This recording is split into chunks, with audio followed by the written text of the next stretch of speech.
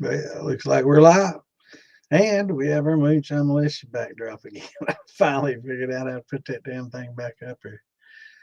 I've learned a little bit more about this StreamYard. I hadn't really delved into it much to look at all the different options it has. Usually it's pretty quick and easy just to set up, and things are usually in spot. But I guess Damon's got this American Moonshine logo that I had to figure out how to get that off and put this one up. So we got her figured out. We're looking good.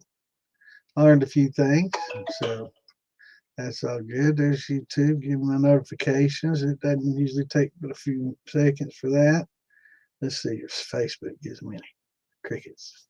They never do. It's supposed to set up to do that. So if y'all want to get notifications, go to fieldbillymoonshine.com on YouTube and set it up for getting notifications, and they'll get you the notifications there pretty quickly. Or the Moonshine Militia on YouTube. Either one, set up notifications there, and it'll get you to them. But I don't know. Facebook just slacking, man. It's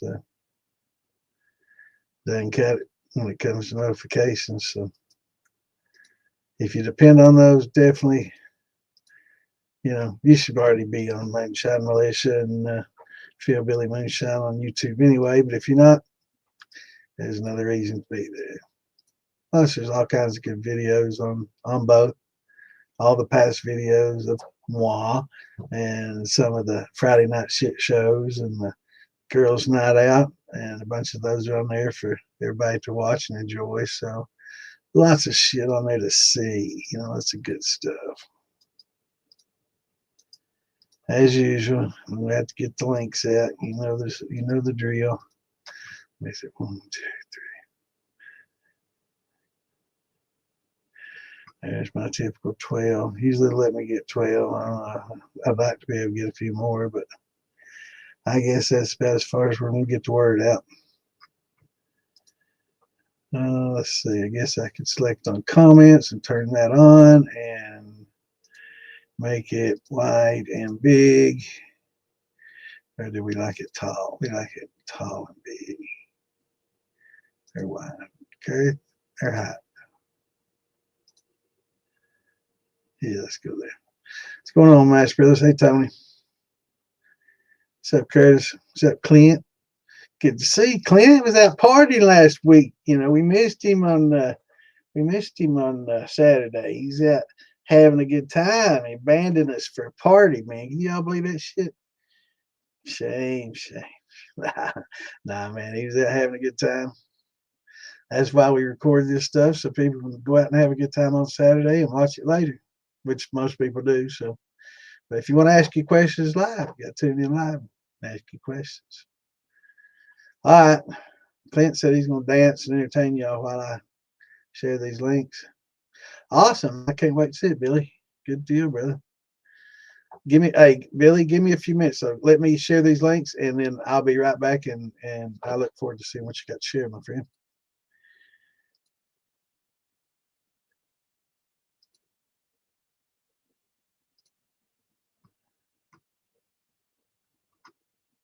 Yeah, it's good to send that logo back up there, though. I didn't like it with that black screen, but I don't know, probably easier for people to read the comments in the background. But yeah, we like our logo up there.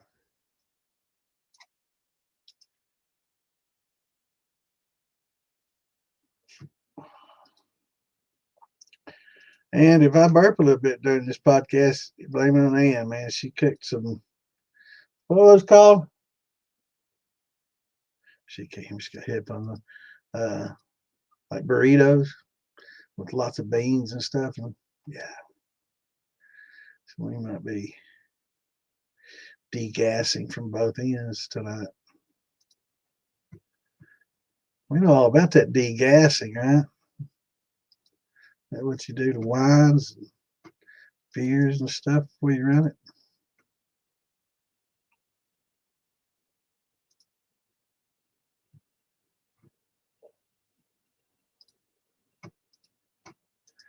So let me get these shared.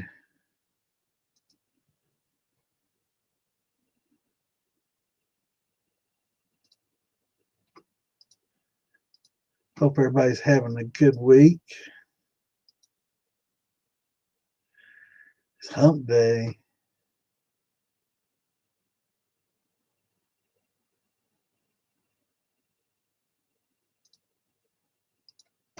Yeah, just have a radio station here. Did the countdown starting on Monday. How many days till the weekend? So we're over halfway there, man. What's everybody getting into this weekend?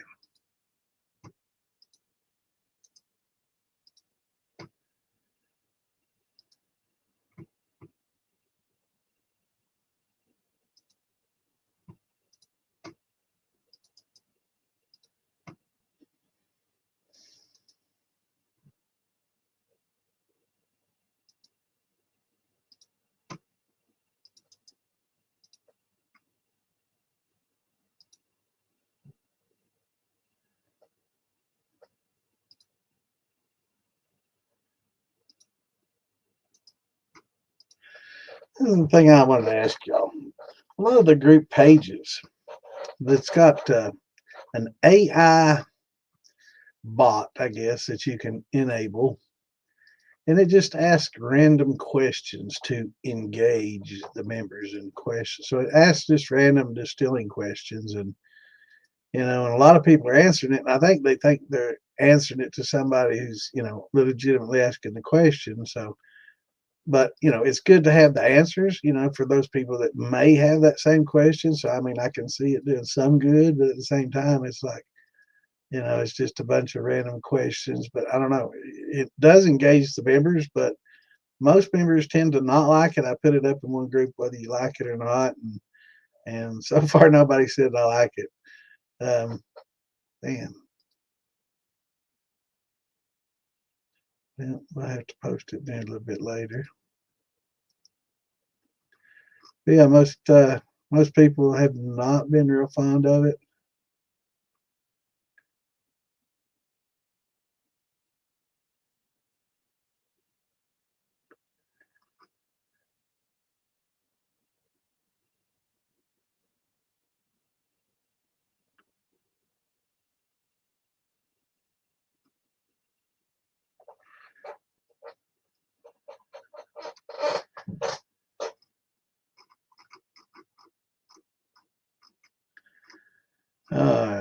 So we got them all shit here. Let's see. All right. So hopefully everybody can see those. Did we decide on wide or tall? I think tall. You can see a little bit more, maybe. What's going on, Christopher? Good to see you, brother. All right.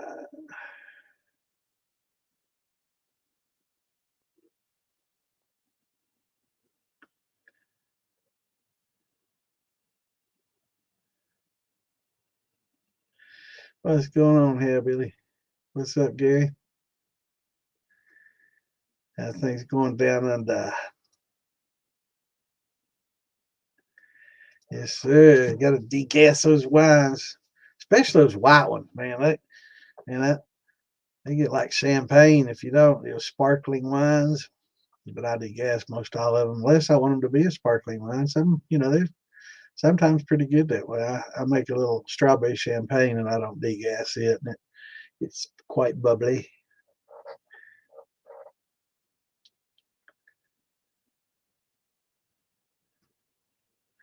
Awesome. I've got to get some apples started. I keep saying that. I know I said it last week, and I just get so damn busy I don't get a chance to. I got so much to do. I got to pull a heater and get a barrel inside and get it all done. But I've got to get her done.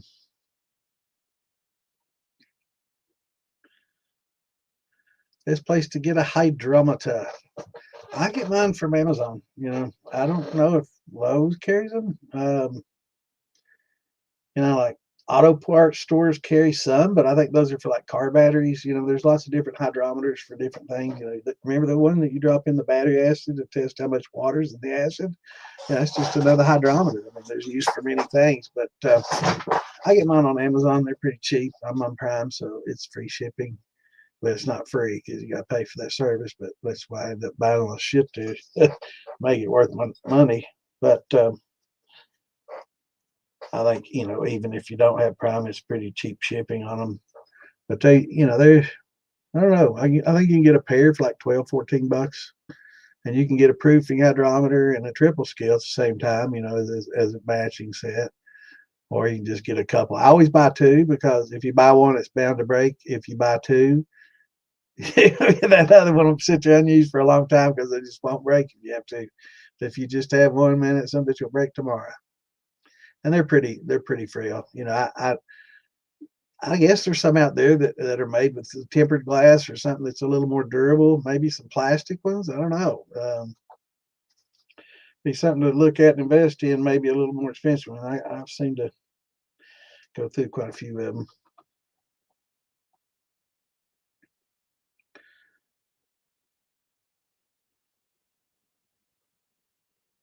Or brew store, yeah. Brew store will have them. Not sure if Philbilly has them or not. I doubt he does. They're pretty frail. It's hard to ship those things without them getting broken. You know, I have to replace a lot of them. If you do, it's like, mine's broken, and you got to send them in a hard case so they don't get broken. The damn case end up costing you more. Case and shipping end up costing you more than the hydrometer. But yeah, let's see.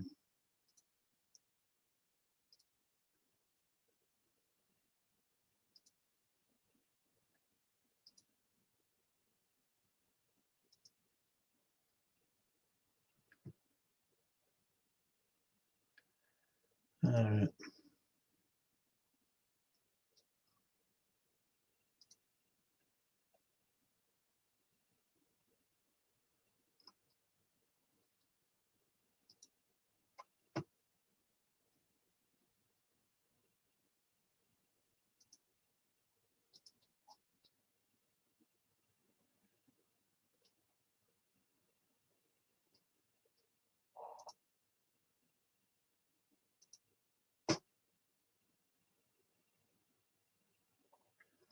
Okay.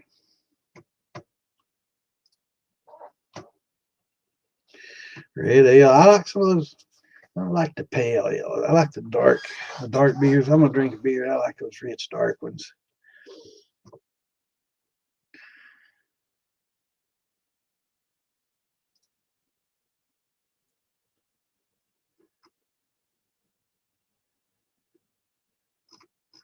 Yeah, let me check on the Amazon and see how much what the matching pair is on that. I don't know if they give premium. I don't think they give premiums a different price. I think it's just a free shipping on most things.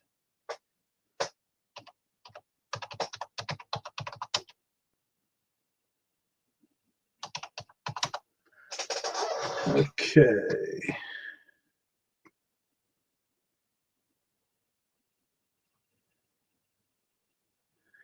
Yeah, it's like $12 for the triple scale. Now you want to get the one that's got like the band of colors. You don't want to get the proof unless you're doing it for proof. But for your mash, you want to make sure that you get the one that's got like the red, the yellow, the blue, the yellow, the red, and measures, the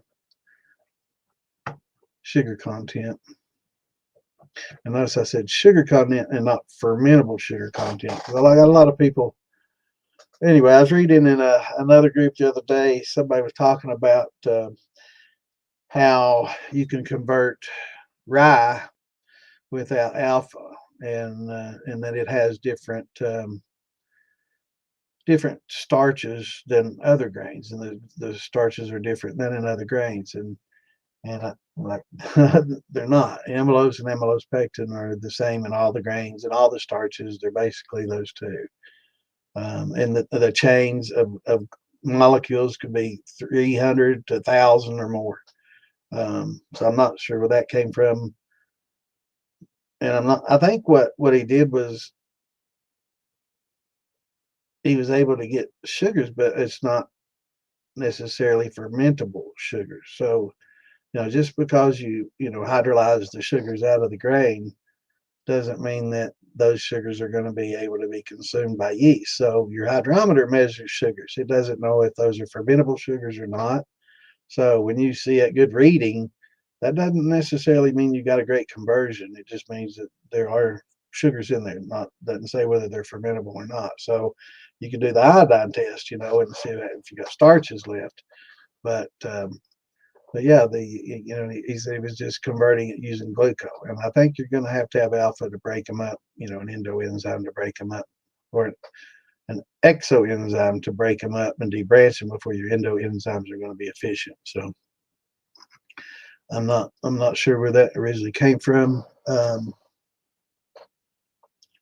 Trying to find a pair that's got like a proofing and a triple scale, and I know I've seen them on here before, but there's like 5 proofing hydrometers for $13.99, and then there's 2 for $9.99, and then there's 3 for $7.99. So yeah, you gotta scroll around on here.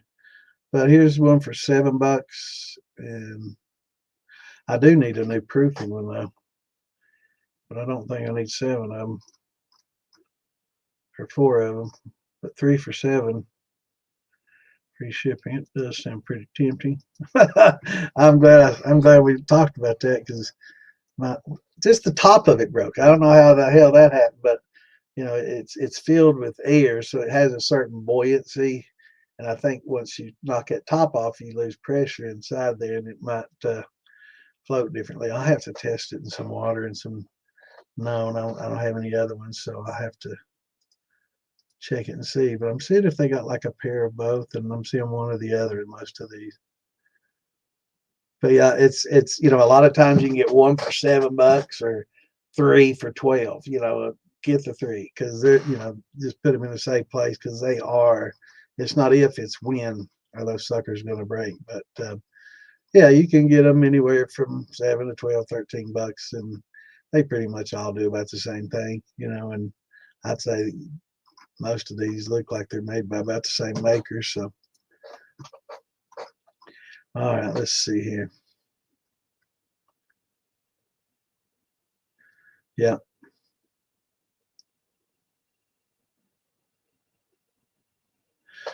Yeah, mine comes with a little plastic, and sometimes you can buy them if you get the set. You can get the hydrometer, a plastic, holder, which helps keep it from getting broken. A little, cushion at each end, a little foam cushion at each end, and some of them come with a little, silicone or plastic graduated cylinder. So that's pretty nice too. I'd rather have a glass one, but what happens to those? But so if you're conscious about plastic and microplastics, you can get the glass ones. What's going on, Captain? How's it going, bro?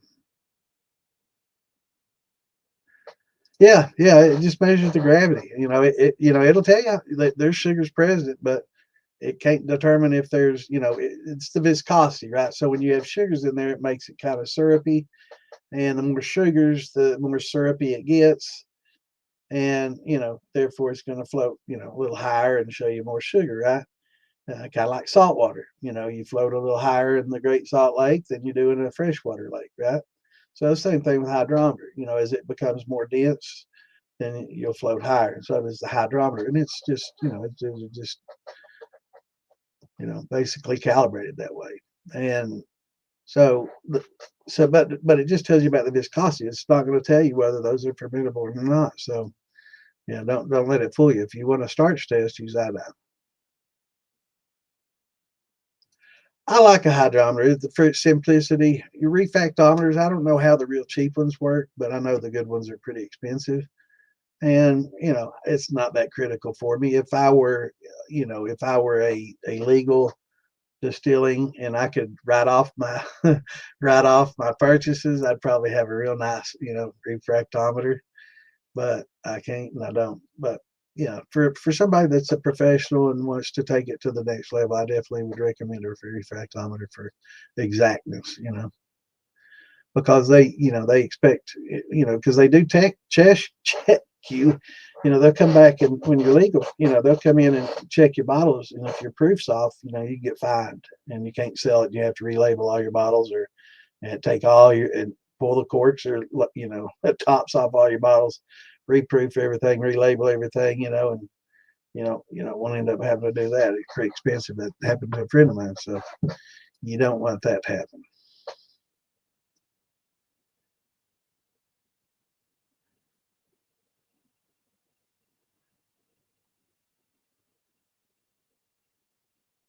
No, you definitely can't. What's going on, Jeff? Good to see you, brother.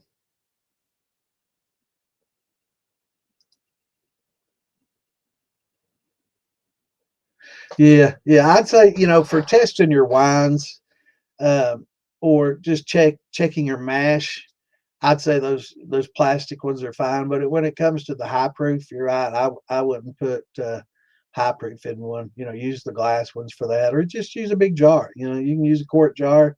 Takes a lot to fill up, and that's one of the beauty about the graduated cylinders. They're very narrow and long.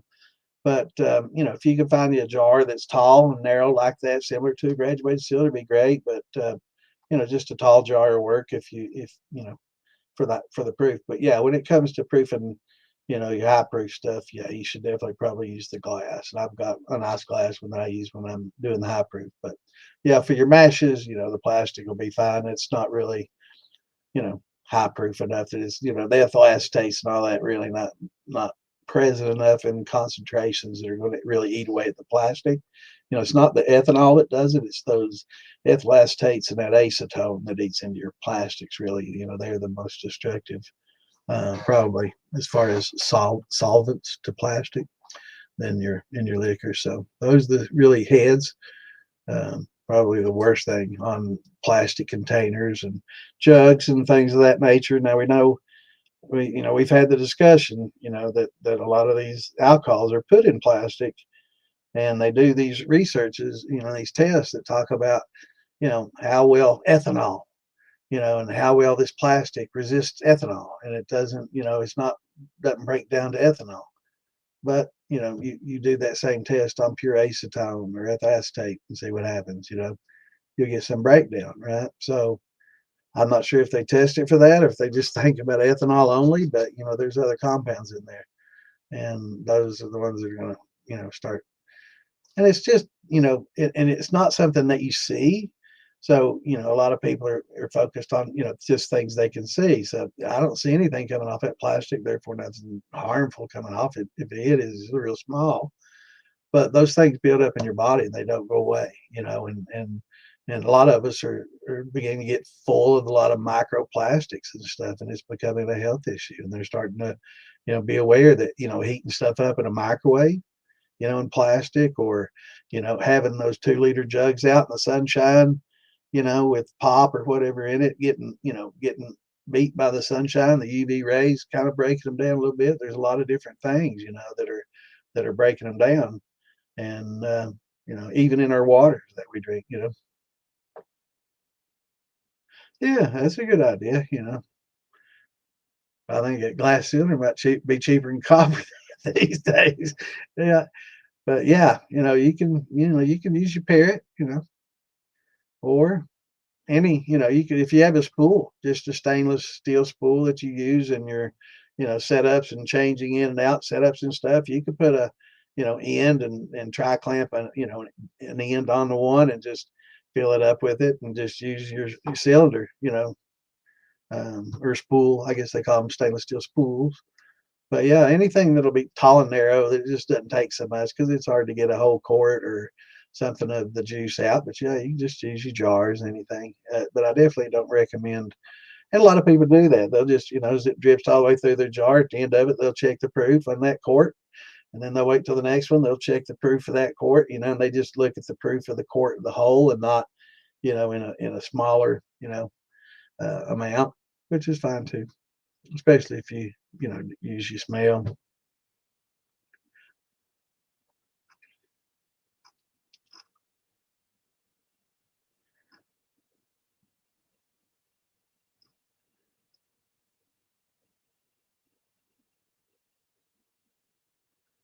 A non-live parrot, the dead parrot.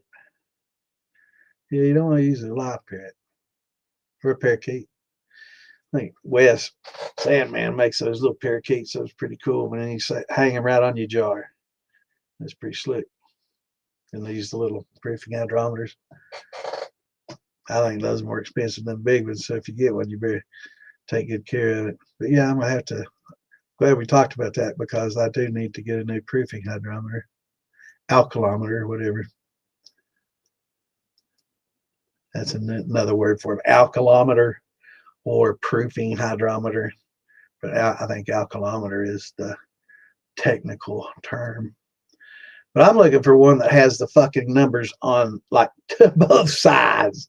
Because it, is it just me, or every time you put that damn thing in there, doesn't it's hard to read. It's like you always turning the cylinder around trying to tilt your head, and it's like maybe I just need a mirror on the other side of it or something, because it's the numbers are always facing away from me. But is it my eyes that just make it? Yeah. Yeah, that's what Wes sells in his parakeets, those small parrots that he sells.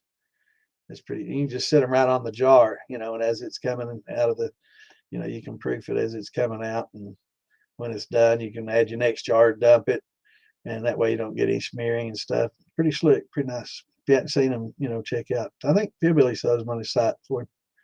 So yeah, the little parakeets from the Sandman.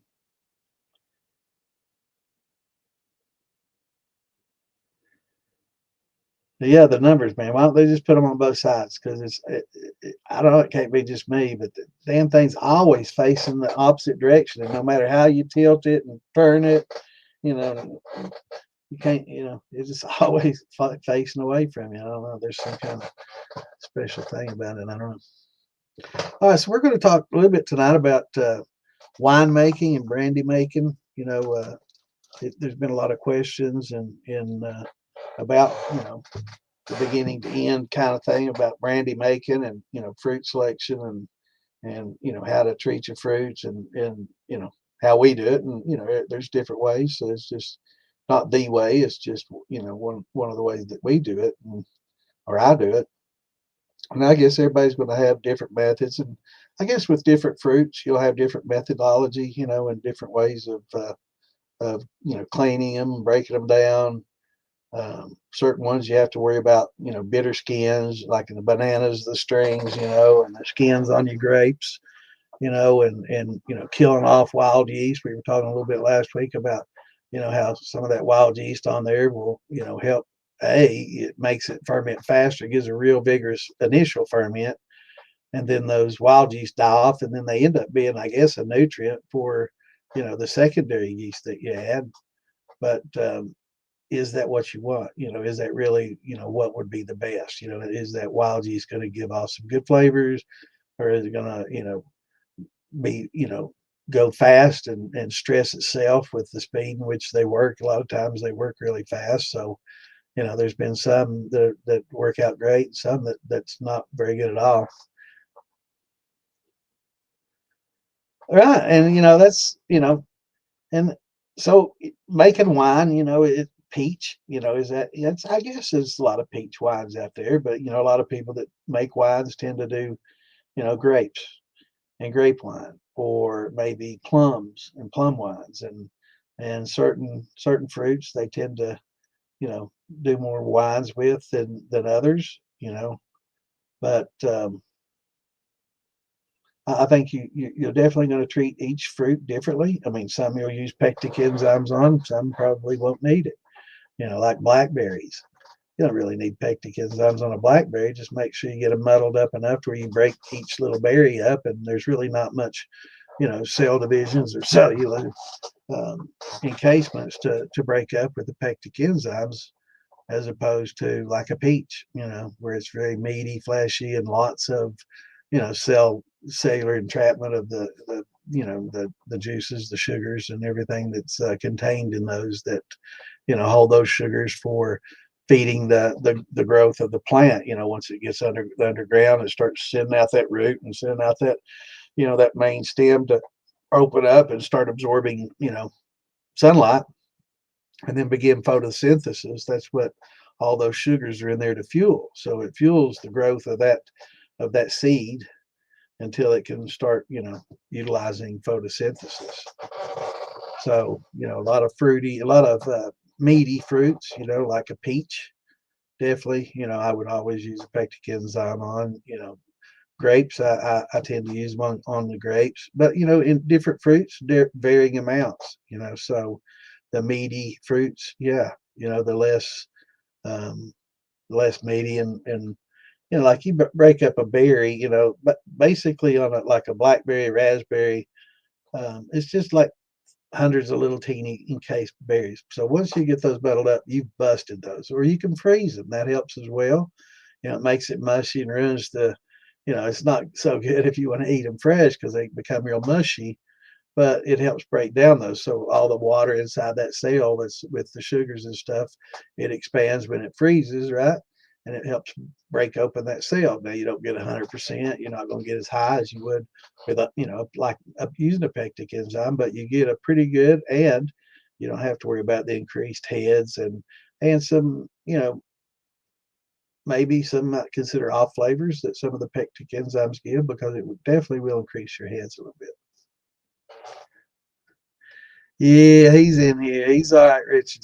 He was out partying and having a good time while we was all sitting here talking. Can you believe that? He was out swarping around.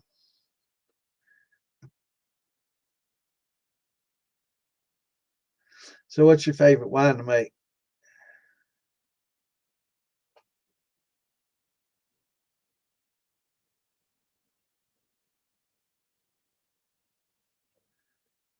Yeah, there's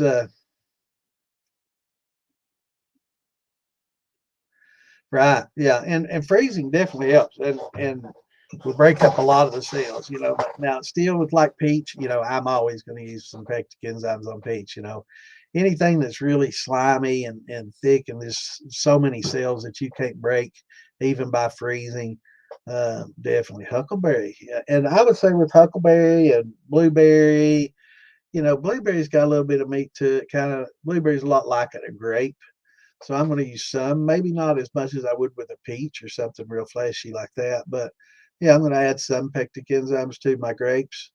Um, Not as much as, I would a peach for sure. And the same with a huckleberry and gooseberry and a lot of those. Um, but like with blackberries, and those, there's not much inside those other than just the juice, because they're not just like real meaty. Once you break up open that little teeny pod, you know, pretty much just juice comes out. So there's not a lot. So I think freezing those and muddling them good is about as good as you need to do. Now, one thing I do as well, and when I get my free out of the freezer, because I do freeze most all of it, simply because I'll buy stuff on sale, and it depends. If it's stuff that I'm collecting, like blackberries that I go out and pick, or blueberries, I freeze those just so I can squirrel them away until I get enough to make a run. Um, but for some things, I'll just buy at the store on sale, and I'll get enough. So, I'll just maybe put those all in the freezer at once if I do. And it depends. Sometimes I'll just do it fresh, and not freeze it. But it does always help to even just spot freeze for a few days if you can, if you have the time to. It will certainly help, get more of the juices out of there, and you can use less pectic enzyme even on like your peaches. What's going on, John? How's it going, brother? What's my favorite wine to make? I like white wines. I make a pretty good what we call sweet heat. Ann loved it, and she used to drink it a lot until we found out she had diabetes. So it kind of 99 the white sweet wine, but it was really high alcohol content, sweet white wine, and so now I just pretty much just make the grappa with that. But I think cherry wine was really good. I made some really good cherry wine. It was so good, and I make some pretty decent dark grape wines, and I don't know how to name them. I don't know. I'm no big wine connoisseur. I can make pretty good wine. People that are wine connoisseurs seem to think they're pretty damn good. Um, I remember the first year when I took wine to the Christmas party with the family and stuff, and everybody's kind of skeptical. They're like, I don't know, are we going to drink Joey's wine or not? And so, they're popping corks, and they're like, they're, giving me the highbrow. They're looking down their noses at it, and they tasted that cherry wine, that grape wine. They're like, damn, they were shocked. They're like, Well, damn, this is pretty good, man. This is really actually pretty good. They were shocked. They were pretty surprised. So now after that, everybody's like, "You gonna bring wine this year?" So yeah, wine's pretty popular thing to make, and it's easy to make. It's there are some extra steps that most brandy makers don't go through to make a wine, and for good reason. If you're going to distill it, there's certain things that you probably not going to be that concerned about. Clarity. Who cares? I'm distilling it, right? But oxidation and other things, I think, all should be a concern. Bacterial load should be a concern, and the amount of yeast, and secondary fermentation, instead of letting it sit on a yeast bed for 6, 8 months, like some people do, is not a good idea. So, there's certain steps that you can do to make your wine better. Hey, Trevor, how's it going, brother? So, treating it once you get your fruits in, freeze them up and clean them up. Clean them real good, rinse them, clean off. A lot of times these are getting pesticides and shit sprayed on them. So, and bird shit getting on them and everything else. So it's a good idea to clean them pretty well. I always wash them pretty well, get my little strainer basket, and, I get down by hand now, like plums and stuff. I'll maybe even break out a little soft bristle brush and scrub them up pretty good. Cause some of those get pretty heavily sprayed. And then I'll freeze them. And some of the stuff, some of your fruit, you can cut it up and then freeze it, expose it and start breaking it up good. So, that works real well. And then once you thaw it out, I drop it. I'll make sure that I get some boiling water going. Some people don't do this. Um, I prefer to use boiling water to kill stuff off than using the, potassium metabisulfate, the Camden tablets. A lot of people would prefer not to heat their fruit up. They feel that damages the taste of the fruit, and it might, and they prefer the using the potassium metabisulfate or Camden tablets. So no, not really. I don't really wash the chicken. I wash my hands after, but yeah, I don't wash it. It usually gets hot enough it's gonna kill everything off. Yeah. Now, as far as aging, yeah, me too, man. We was worried about your Clint. We hadn't heard. Nobody answered the phone. We was like, man, hope he's all right. Hope that old fart's okay. But aging, yeah, it will help, but there's certain limitations. Not everybody thinks that all wine's pretty much the same, and aging it just makes it all better, and it doesn't. A lot of fruits, yeah, up to a year, and then after a year they start degrading. So maybe they say, maybe up to 6 months for aging, and then from 6 months to a year and a half is really the Cinderella zone where you want to drink them, because after that they degrade. um, and not all of them are like grapes. Now, grapes supposedly over time will just keep better and better and better, and improving on flavor and all this stuff. But yeah, it's well, it depends, Trevor. If you have it bottled and you don't have any, of the acetobacters in there, it's not going to become vinegar until you open that bottle and let it start oxidizing and warming up, because inside that bottle there's no oxygen, right? You vacated all the oxygen when you fill it up to like that far from the top, and then CO2 is coming off of it, and then you put the cork on it, and you have like that much of an air gap, and it basically fills up with CO2, and all the oxygen gets consumed, right? So it's low oxygen, pretty acidic.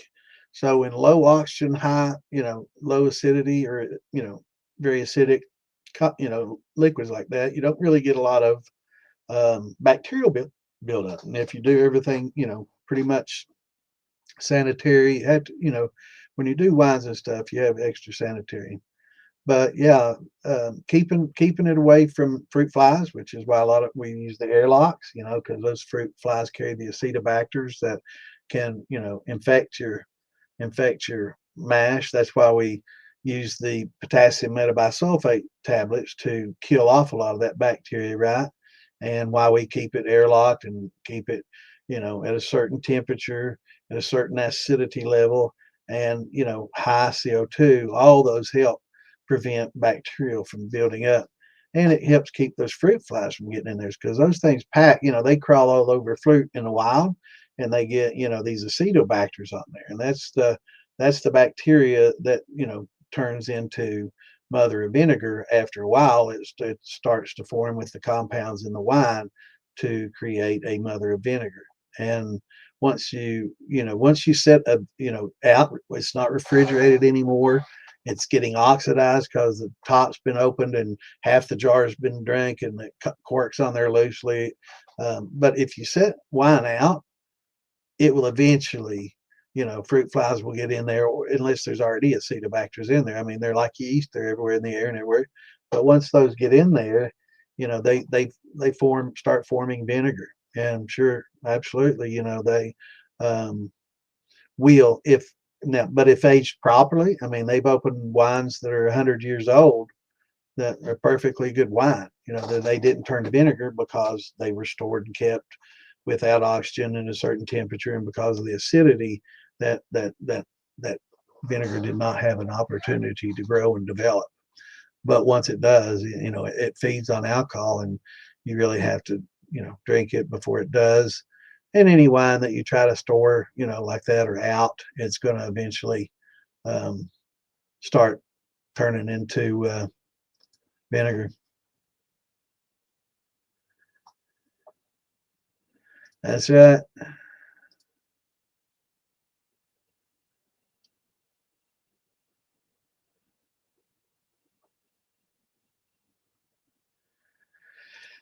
For caps, you're talking about like a whiskey helmets and things of that nature.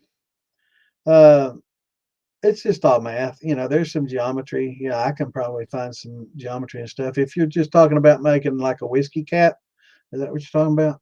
Because there are not a lot of things. It's really, we were talking about this last week. You look up whiskey cap and you freaking getting baseball hats anymore. Used to, I look up whiskey caps and I'd get a freaking lot of different whiskey caps, but with these new algorithms and all this stupid AI shit, it just pulls up baseball caps now. It's stupid. And I've noticed that not too long ago. A friend of mine was talking about getting a whiskey cap, and I was wanting to show him pictures of different types and stuff. And it's like, are you kidding me? So I'm looking at whiskey heads, whiskey caps, and it's just, man, it's weird how things have changed. But yeah, basically, mathematically, you just measure, like if you want a 4-inch ferrule at the bottom or a 6-inch, you'll have to know the size. And let me show you a little video a buddy of mine made. I know he won't mind if I show you this, but it's a good little video. If I can find it, let me see if I can find it. Bear with me a minute. I'm not sure. Let me find how to do that. Let me get caught up with questions and then I'll show you. But he makes caps, and he's doing these, and it's basically, it looks like a rainbow with the bottom cut out and the top. So you'll measure the top arch, and that'll give you your radius of the top, and then your bottom will give you radius of the, like the ferrule that you're fitting it to. And it looks just like, basically, let me draw it for you. Or actually, I'll just cut it out. No, I know this is going to look horrible. Let me see if I can fold it in half and make it look a little better.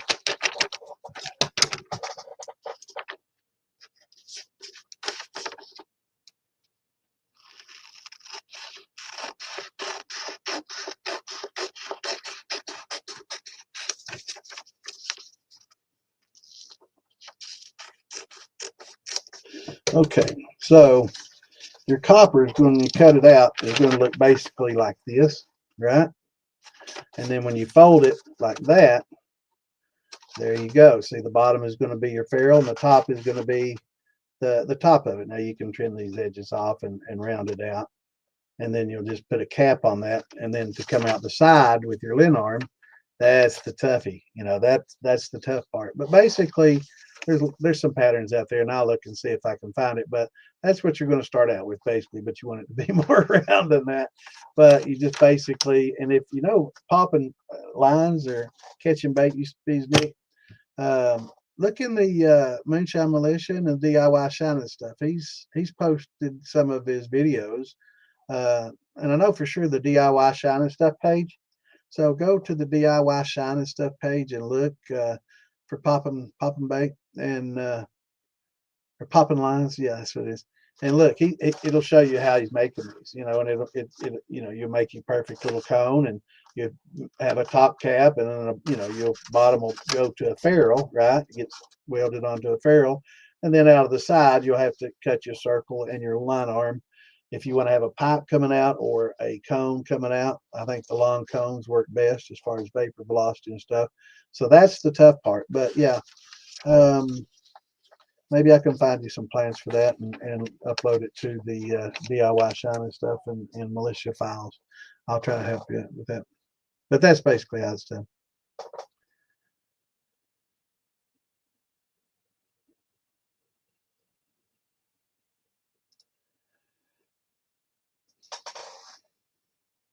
Exactly. That's right, John. All wines do different fruits, right? Different fruits, and it's how it's prepared. You know, so just because it's great doesn't mean it's going to age well for 100 years. Because if you didn't go through the right steps and you didn't use sterile processes, and it's got bacteria in there, over time it's going to ruin. And so, you know, that's when, you know, the airlocks and keeping everything sterilized, the star sand, and it's, you know, for winemakers, it's much different than brandy makers because it's everything has to be perfectly sterile and everything's long term. Whereas with brandy, you know, most people just, you know, make the wine and within a few weeks they're distilling it. You know, they don't age it and then distill it like I do. But most people that make brandy, you know, as soon as it's done fermenting, it's going into the distilling, right? It's going into the pot. For me, I like to secondary rack it, get it away from the um, yeast bed within the first week, you know, and then I secondary ferment for, you know, 6 months, 8 months, maybe a year, and then it's a good wine, and then I'll distill it, and then I'll age it in the bottles, right? Or you know, I haven't done any barrel aging yet, but that's coming. I've got me some barrels now. Yeah, it does. It takes a lot of time for sure. But again, some of the fruits we were just talking about, some of the fruits, you know, like my cherry wine, for example, that was so good from 6 months, 8 months to a year and a half, 2 years. It was great. Now it sucks, right? You know, it's like 7, 8 years old now, and it's no good anymore. You know, I've got some plum wine, and it was great. You know, then, but now it's not so good. Now, also, one thing what you want to know is when you're making wine, you want to make sure that you kill the yeast off, and you want to stop fermentation. You know, you don't want it to age and ferment at the same time, so you want to stop the fermentation process, right? So to do that, you'll use potassium metabisulfate or potassium sorbate. You know, you'll potassium sorbate basically makes your yeast neuters them so they can't reproduce. So when the yeast die off, they die off, and that's the end of the yeast, right? Potassium metabisulfate will kill them. So some people prefer the sorbate method because it doesn't stress the yeast. They say it gives better flavors. Some people don't like the flavor of the sorbate. They say potassium metabisulfate is better. Either way, it's best to make sure that you stop that, because if you don't, you know, about a year into, you know, aging your wine, you're going to start popping some corks, man. It's going to explode. So that's why, like in sparkling wines and champagnes and stuff, they'll cage that cork on so that force won't get so much where it force it out. But you know, I've seen, you know, that sometimes bottles bust. So it's best to get that killed off.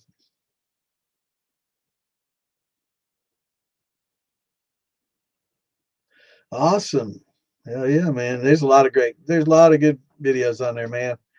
And he'll sell them to you, or he'll teach you how to make them. Either way, not a lot of people do that, but yeah, jar rigs are awesome. Yeah, horse head caps, and what do you get? Baseball caps with a horse. So stupid. Yeah, yeah. Or horse sculptures. I got baseball hats. Yeah, yeah. Once your vinegar is exposed to oxygen and and at certain temperatures, yeah, in open air, definitely it's going to turn to vinegar eventually for sure. Because just like yeast, I mean, those acetobacters are everywhere. They're all over a lot of things, and um, but again, if you can, keep that. That's why a lot of people, when they do their wine bottles, they pump all that air out and try to, vacuum out the air of that bottle, because that's the whole purpose in that, is to keep the oxygen out. Because once it starts oxidizing and has that oxygen, those acetobacters start growing and they start feeding on that alcohol, man, and they love it. That's what they eat, alcohol, just like yeast eat sugar, and they'll break that alcohol down and make vinegar. And it's not the worst thing. I mean, if you have a wine that turns to vinegar, it use it for cooking. Yeah. So what you do is you take your measuring tape and you measure around, what size you're going to need at the top, right? This is the size I want at the top. So you measure that. Okay, that's 2 foot, and then you measure this radius, right, to be 2 feet, right? And that's the way you're going to measure it. So you take your tape and that radius, or you can go half of it, will be half your radius, right? And that gives you the radius. And the same thing on the inside. If you want that 4 inches, you got to measure and get that 4 inches on the bottom, and then you mark it out. So you measure, and you can use a scribe. They make like a compass or protracting scribe. It's just like the type that has a pen on one and a pencil on the other, but this has basically a piece of metal on both, like a nail on both sides, and it's, it can be graduated in and out, and and you can, like a compass, and you can measure out the top and the bottom, and the height. Right, this will be your height. So this dimension here will tell you how tall it's going to be, right? So that's your height, and this is your inside radius that goes to your ferrule, and this is the outside radius that the top of the cat will be. But the hard part is putting that lint arm in there and making a cone, and getting that in there just right, and do it once you form this. But before you put the cap on, you can cut your little circle out of this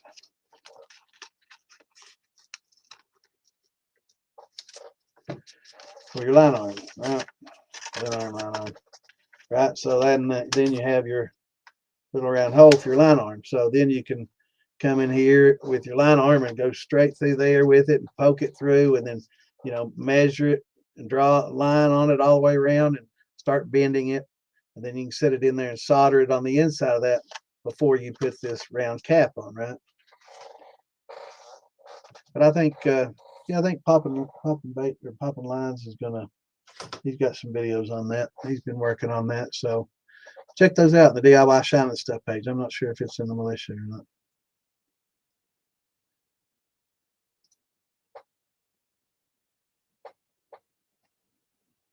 Yep. You're welcome, brother. There you go. Does that show the video, or that's yeah, that's the product that he says? Let me check that out. So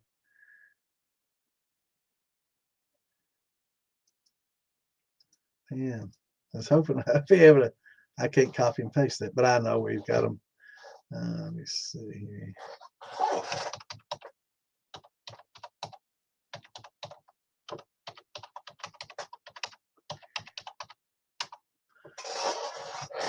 Let's see.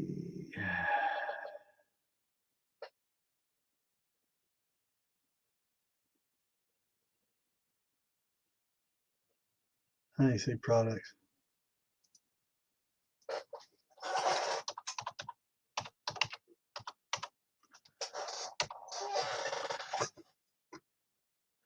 Here we go.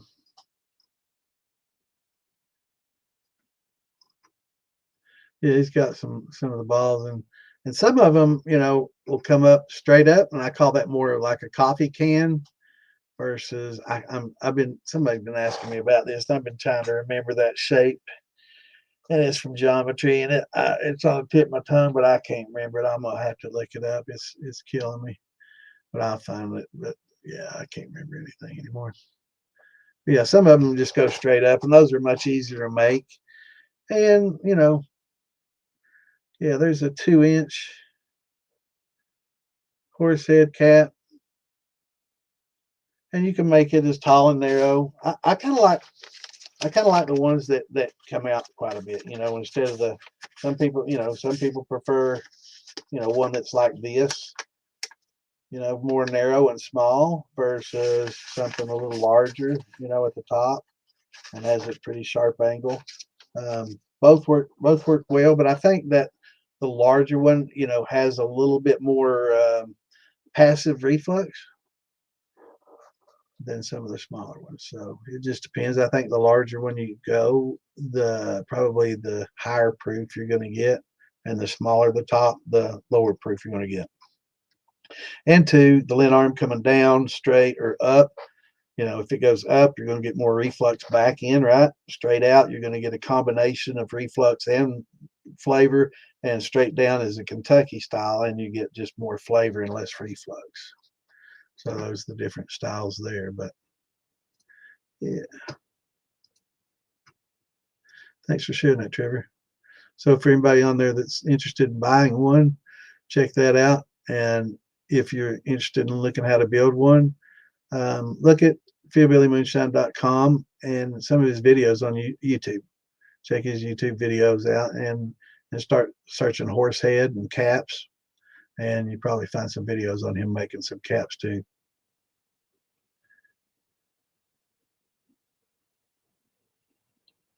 Right, right. Yeah, they've got a lot of good videos. So definitely, you know, check them out. They got a lot of good videos for a lot of good, you know. So search for them, you know, in the hopefully in a lot of the titles. You know, it's kind of, you know, where I've kind of fallen short on naming my videos. I don't name each one to what we kind of gear each thing to, which I kind of probably should, so people can search it a little better. So maybe one day I'll break down and label each, you know, and kind of tune in. But ask your questions if you got them. You know, that's what we're here for. You know, that's one of the reasons that I have this, is so people don't have to look through days and days of videos to find, you know, something that they're looking for or answer to their question. You know, they can just, you know, pop right in there, ask their question and get it answered. And, you know, it's a lot of people like that format. And for that reason, you know, George can answer your questions, Philby can in their videos, but you know, it take some time to look through them all, which isn't a bad thing. You know, you learn some other things while you're looking for your answer. But you know, if you're looking for a quick answer and you don't want to, not necessarily, you don't know who to trust, right? You know, because a lot of this Reddit answers, a lot of answers on the groups and stuff are completely wrong. Now, there's many right answers, and there's some partially right answers, and there's just some flat out wrong. You know, so you know, got to kind of take the good with the bad when you're asking questions in groups, because you know you've got such a mix of experience answering questions, from newbies answering questions that they read it or somewhere and they don't know what they're talking about, to seasoned people answering questions. So you know, definitely consider your sources when you're getting a lot of answers, especially when it comes to things that involve your safety. And you know, when you're talking about bacteria and wines and stuff, you know, you're going to know if it's bad. You're not going to drink a, you know, heavy bacteria load. You're going to see something on the surface, usually a lot of times, and by color you can check your oxidation by color. I need that. Oxidation by color. And I saw the other day. Actually, I put but this dude buying this $1,100 bottle of wine from 1979 and stuff. This dude was opening up the cork, and I mean, he was doing it judiciously and using a very special, you know, cork, you know, puller and a corkscrew and puller is, don't want to get that in there, and he did get a little bit of the cork in there because I guess it was starting to, the cork was starting to break down a little bit. But, he poured that wine out and started shaking it around, and he's, oh, it's good color. And I don't know, maybe it's just me, but I thought it looked a little bit oxidized. I thought it had a little bit of an orange tint to it instead of a good red, when it was supposed to be a good red wine. I don't know. I mean, I'm no, sommelier or anything like that, but I don't know. It looked a little bit oxidized to me. And two, he was doing this over at, at the bar instead of at the table, right? If I'm buying an $1,100 bottle of wine, I want to see that motherfucker opened in front of me because I want to make sure what I'm getting, that I'm not getting some bottle of wine that was open and somebody's pouring something in it, right? So, I mean, that's just me. Maybe I'm just not that trusting, and the dude was going through, he'd take off the outside, the metal, and he's cleaning off the mold, and, it was all, it was awesome, and I do that in front of the customer. They want to see all that, that's what makes it all special, right? And that's half of it. But yeah, definitely if I'm buying an $1,100 bottle of wine, which I never would, but if I hit the lotto or something like that and I went crazy and did that, I definitely want to see it some bitch opened up in front of me.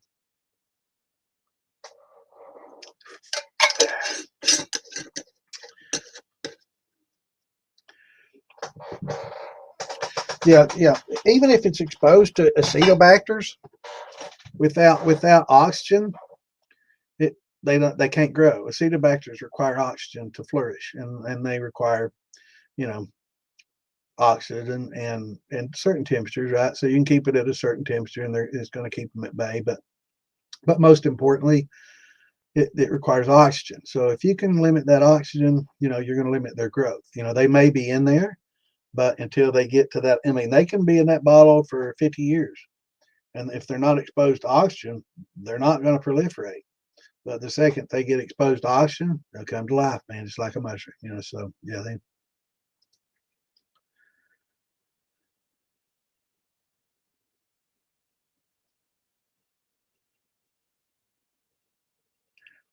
yeah, yeah.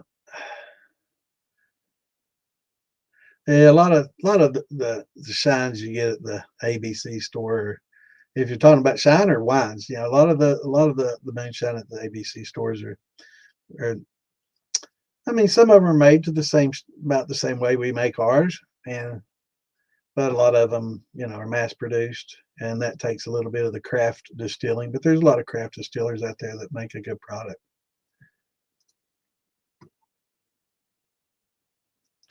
Yeah, yeah. Well, first, most people, the best thing when you make your wine, after you watch fermentation, and so after about a week, maybe a week and a half, depending on the temperature and how fast the ferment's moving along, whether or not it has proper nutrients and energizers and things.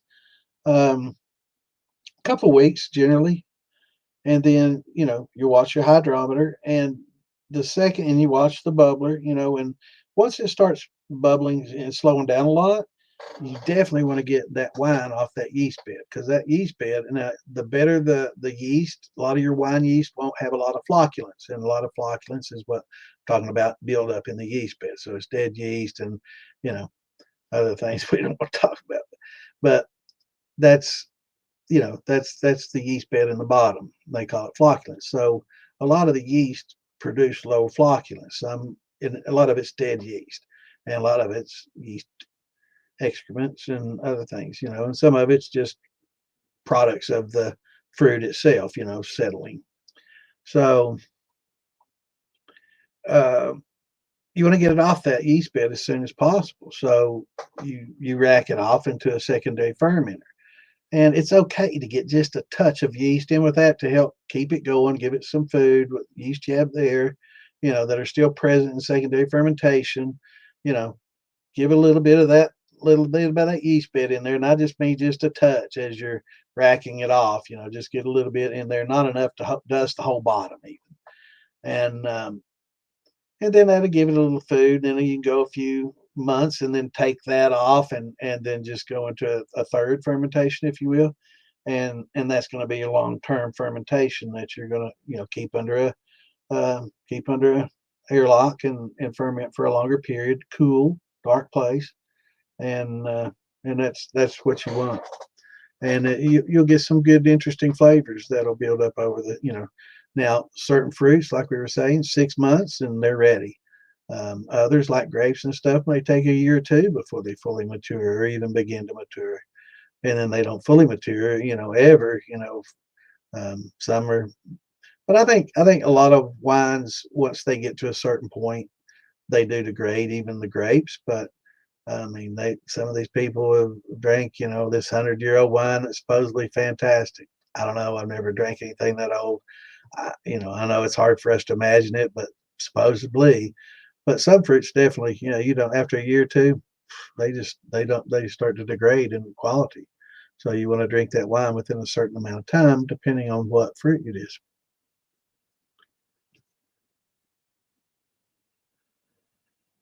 Right. Yeah, I got cases of wine in there. I make a lot of wine. I love wine. What's going on, Scott? What's up, brother?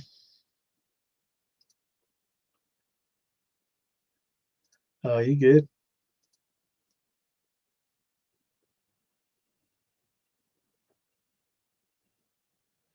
Yeah, yeah. I guess you have to get real specific with AI. I did say I think I might have said for distilling, but I didn't say moonshine still. So maybe if I just said Kentucky cap for moonshine still, I'd have probably gotten what I was looking for or something like that. But yeah, yeah.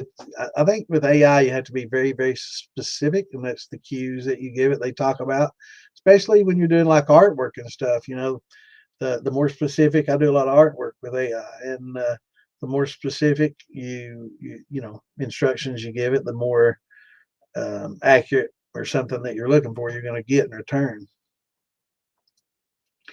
What's going on, Mr. Palin?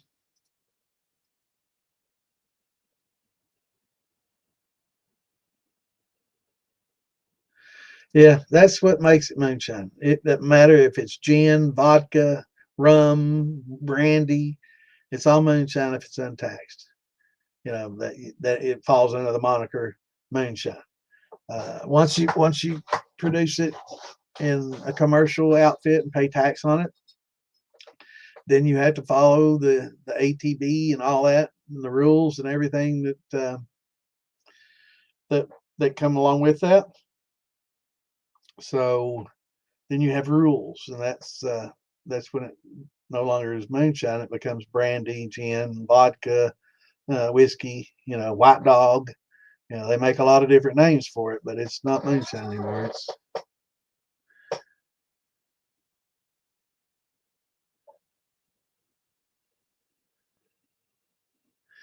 going on, Henry?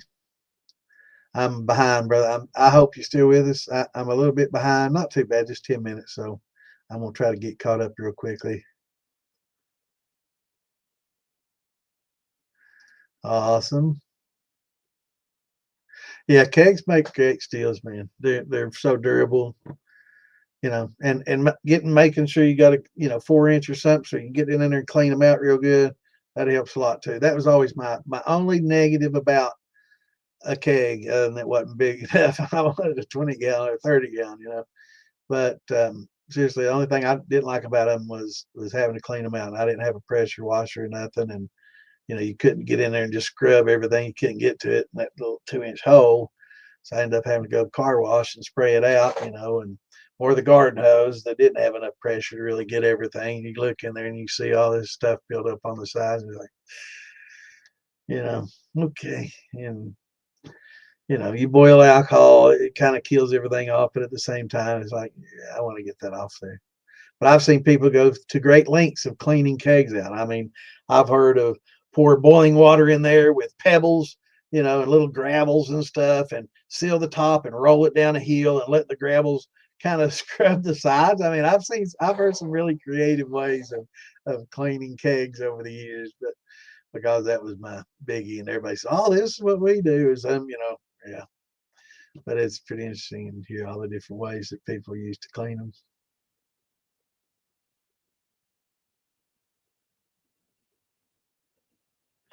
Do you? Awesome. Share it with us, brother.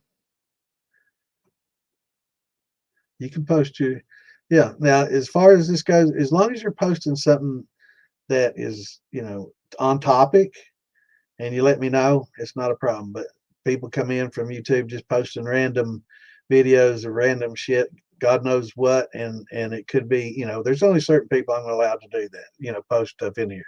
If you're a regular and I know who you are and you're a contributor, absolutely. But if I see some random post, please don't click on any random post that we don't approve of or say, that's okay. Because there's a lot of scams out there and a lot of people, you can click something, lose every bit of money in your Cash App or something. It's just crazy. That's why I don't do that. But yeah, be careful. But yeah, Scott, if you want to post that link, you're perfectly fine too, brother.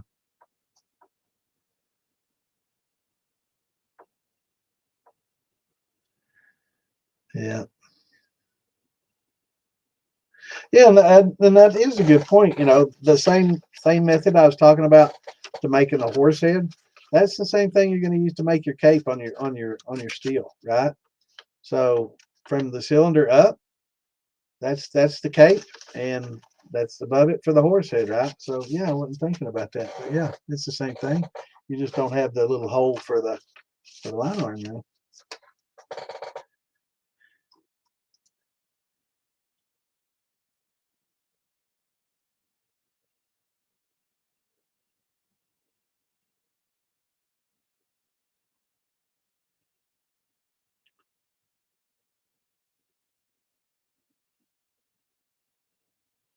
Interesting.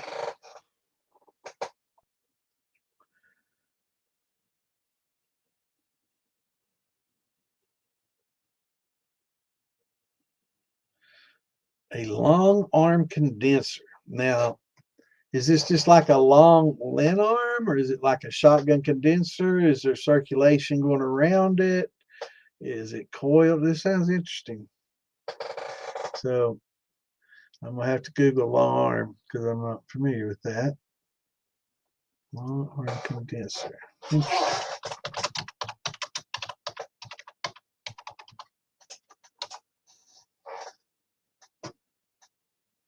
That's basically what it is. Just a long.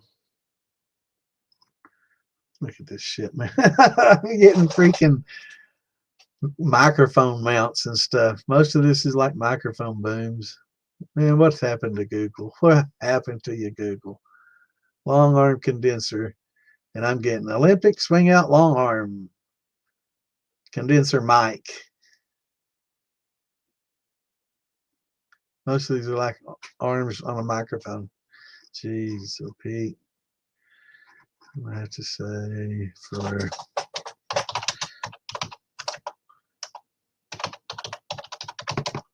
the distilling. Yeah, I like the shotgun, but I'm not familiar with the long arm. And I guess it might be like a Liebig. Is it like a Liebig? Does it have cold water circulating around it? What's going on, Richard? What's up, brother?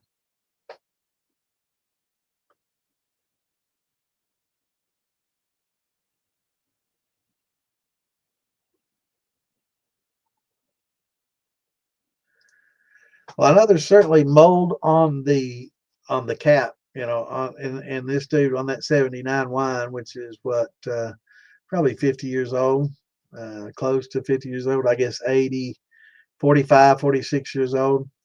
It had mold on the cork. So those corks kind of breathe and they allow a little bit of soaking on the outside. You'll get that mold, and you know I like a lot of wines. I've never really drank old wines. Most of the wines I've had were, maybe a 5 year, 10 year at the best. I don't know. You know, drank a lot of fine champagne. It was aged, but had some Dom Perignon back in the days. Had buddies that were wealthy that would buy that stuff left and right, and yeah, after the first few drinks, I didn't care. I really didn't appreciate it as much as I should have. I look back now, like, damn, I wish I'd have savored the flavor a little bit more instead of just being party and swigging it out of the bottle like a fool.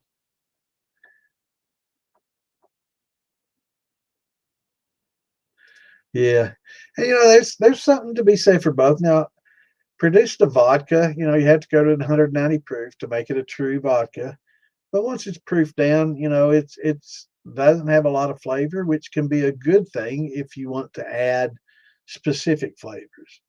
Now you can't do that with corn because you got that corn flavor, and corn's going to clash with a lot of other flavors. Some other flavors. When you're trying to produce a flavored spirit. So it has its place. A lot of people like vodka for some reason. I guess a lot of people don't like a lot of flavor. A lot of people just want that neutral.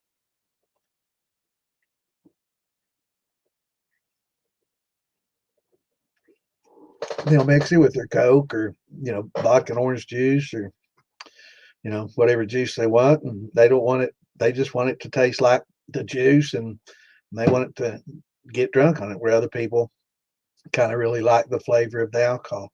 Again, I might have to ask you: do y'all like the comments on the screen? They haven't fixed it yet. They haven't got. Do you like the wide better? Is it easier for y'all to read the wide or the tall? I keep forgetting. I'm gonna leave it. I'm gonna leave it wide a little bit because it's a little bit easier for me to read wide. I just want to make sure I can see it all in the comments. So I don't need to read these, but I need to know which y'all prefer. And I'm gonna try to get caught up here real quickly. If I miss your questions, re-ask them, please.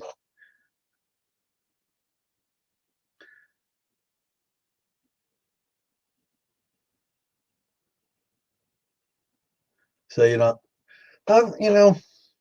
I used to put a lot of my stuff in the refrigerator and freezer to drink it, and it definitely helps it go down as far as smooth and bite wise. But I love the smoky flavor of a good bourbon or whiskey. I love that smokiness and that bitter and that smokiness. I like it, and a little weeded with little sweet notes, a little caramel. Yeah, I like it. And beer, most people, they have to have beer at cold. But that warm, dark beer that I drank in Europe, man, that was some good stuff.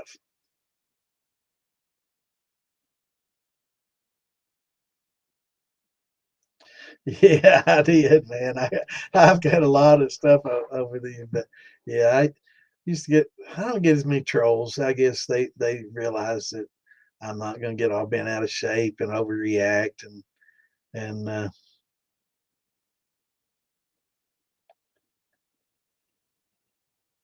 go crazy. I just ban them.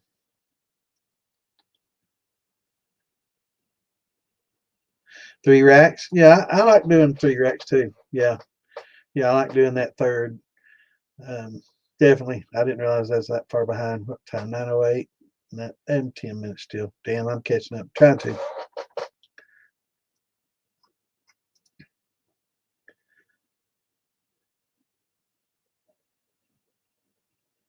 Right, and I guess it will depend on how much flocculence. Really good wine yeast don't really create a lot of flocculence.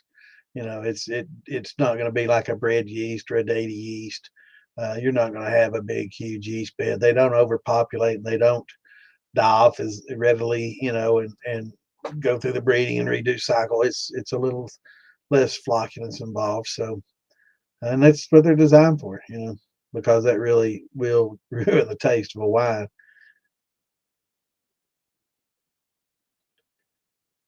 Yeah, wood. What a lot of people don't understand, and I've talked to other distillers, is you know you have to know what your product is when you're making cuts.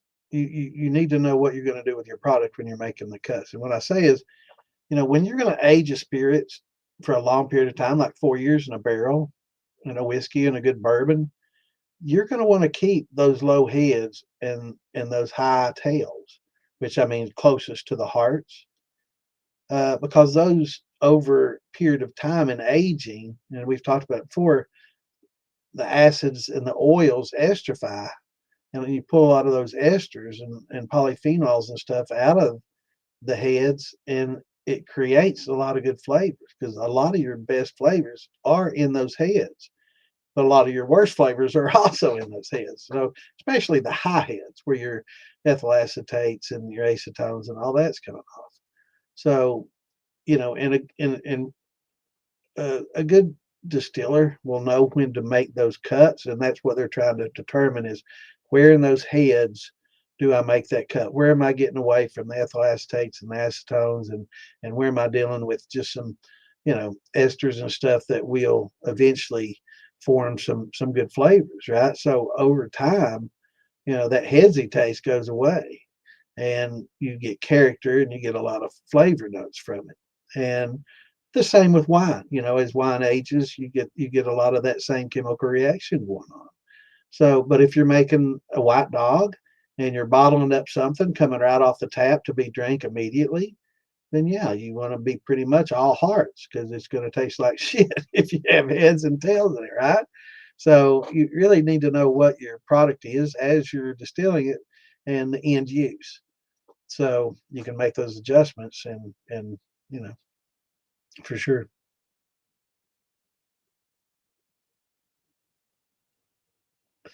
Yeah, I've got a couple of 15s and a 5, and working on getting those filled up as we speak.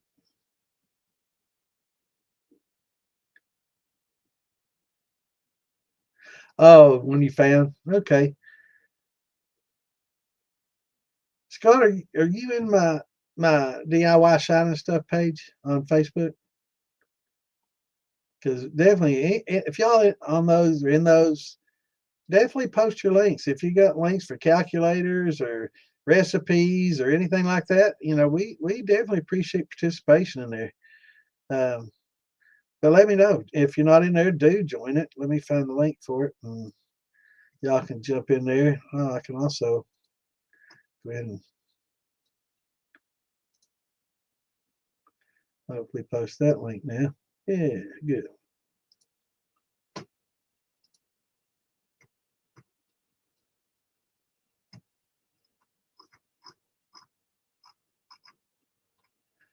All right, let me see here.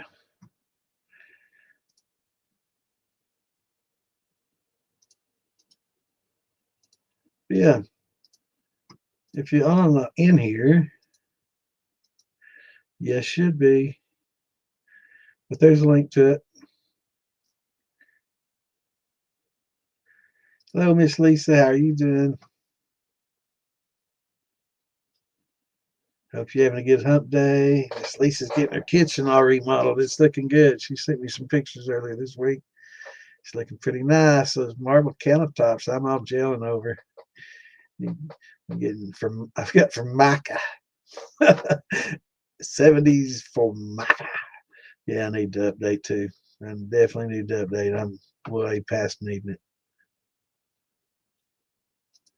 Yeah, actually, I heard maybe is it Jack that was going into chapter 11 or somebody. I can't remember who the hell it was. Let me see. I have to Google that.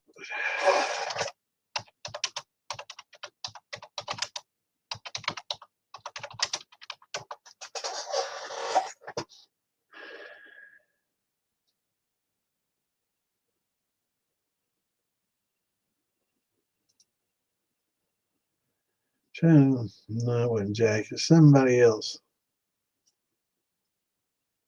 Maybe it was here in Kentucky.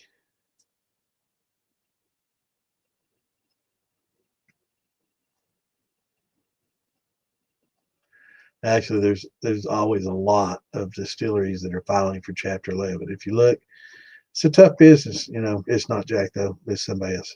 But it's a tough business. It's especially right now. With the new generation. Whiskey and bourbon is not it's not a thing. They're more into flavors and wine coolers, hard seltzers, and those kind of things. So tastes are changing. Eventually when they mature, maybe they'll go and start liking a good quality bourbon and stuff again. But you know but that's just the youngest demographic. Hopefully they'll mature and start liking it because I love my bourbons. So it's not the worst. I've had some pretty bad ones over the years. I mean, like Kessler, some of the stuff we used to get from the bootleggers.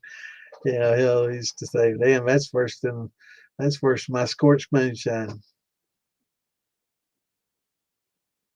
Yeah, but the barrel, when you do age, your barrel's going to give your distillate a completely different flavor.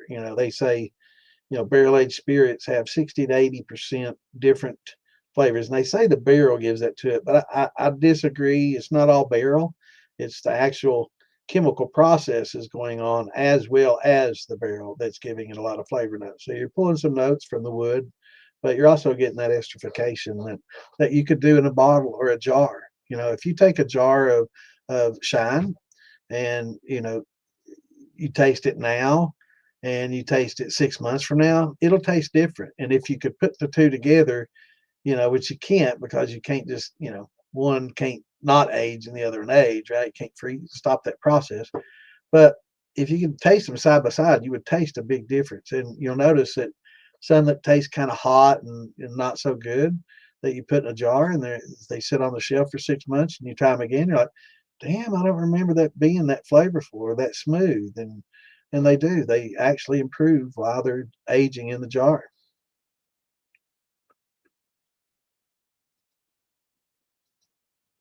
Well, if you can find it, Scott, post it on the DIY page because we definitely dig all that information we can, and I'll put it in the file section once I can extract it. That's what I'm thinking. A big lobby, maybe, or just a big long. I guess you can make it long enough that it's going to condense before it gets to the end, but that thing would heat up pretty well. I don't know. Yeah, hopefully it's a lobby or something, and maybe it's just got water. I guess you could spray water on it or have fans cooling it, or I don't know. Maybe fins coming off, radiating cooling fins like they do CPUs and stuff. Apple pie wine.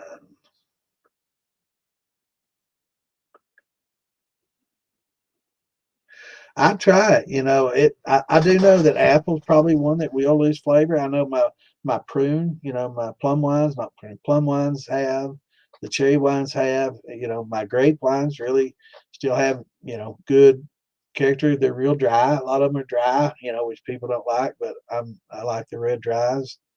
The sweet heat, is still good, the white wine, but that's great. But yeah, the cherry, it definitely over time went south. Yeah, it's not anywhere as good as what it was when it was a year to 2 years old, and it's just not as good anymore. In fact, it'll probably go into my next mixed brandy distillation. I'm just going to put a bunch of my old spent wines in there and distill them out. It's the beauty of being able to make it. It'll make it probably pretty decent brandy. Once you do that. Some of my better brandies have come from stuff, as long as it doesn't go to vinegar. You don't want to put vinegar in there and distill it. I think Alan Bishop got asked that question, and he said, yeah, a little bit might give it some character, but you definitely don't want to put too much in that apple cider vinegar. The apple vinegar. It was, I guess, an apple wine that had turned to vinegar, and they were asking if that would be any good and good to add. And he's like, touch, probably give it a little bit of character and flavor, but yeah, you definitely don't want to overdo it with that. And I definitely don't.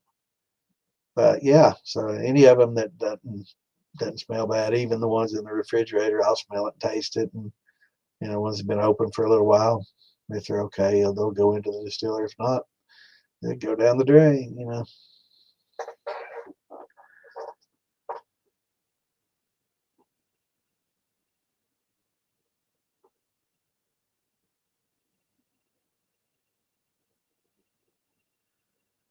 But you can get a simple pot that's very easy to take apart and clean. It has a horrible reputation, undeserved, and it's relatively inexpensive. You can get it for a couple $100, And, you know, a lot of people turn their noses up at it. They really don't like it. Um, what happened? Oh, I know what I'm doing right here. Jeez. I was wondering where in the hell I was looking for a picture earlier to share. Yeah, it helps if you look in the right damn place. Jeez. And drum roll. Psh, there it is. A bever, 18.5 gallon bever. It's stainless steel. Stainless steel, stainless steel. It's got a little bit of a slope on the top. It's got a 2-inch ferrule. It's got a somewhat of a football whiskey cap that comes. This is a 2.5 inch, and on the side that goes in a 2.5 inch. That's a canister filter. Now you go with a shotgun or a worm out of that. But for $230 some, you, John, you can't go wrong with them. You know, that's what I use. It's a stainless steel pot. That steel 304 stainless, it ain't no different than a stainless that is in a milk can or any of the others. You know, it's 18.5 gallons. It's only 1.5 gallon different than what you're looking for. $1,000 versus 236. It's no brainer. I mean, and you can get Philbilly or, you know, a whole host of people that'll make you horse heads to go on this. You can put big columns on it. I've run them a lot of different ways. You can't really beat it for the price, brother. I mean, you can't unless you're going to go copper or something like that. You know, seriously, you know, for a stainless pot, and you can also inside this football, there's a 2.5 inch hole that goes into that canister filter, and you can pack that thing full of Rashig rings, copper mesh, whatever you want to create some reflux and help clean things up. You know, with the copper mesh to take out the sulfites. It's it's really the best bargain, you know, that you're going to get, or a keg, you know, 15, you know, it's going to be a little bit smaller. It's not quite 18 and a half, you know, so there's a difference. You know, I can run easily 15, 16 gallons in this one and get, you know, more than you're going to be able to put in a keg. Not a whole lot, but yeah. And the only thing that I'm going to make changes on this is I'm going to probably put a ferrule on the top of it and a drain. The old ones used to have drains on them. The new ones don't. But a drain on the side of it, so I can drain stuff out and add stuff to it and just keep going, you know, and just not have to stop during the distillation process. I can just dump everything out about 3/4 and pour, you know, liquor back in there and pour it on the back set and do my second run without ever having to do much, you know. But really, it's for the money, kind of hard to beat.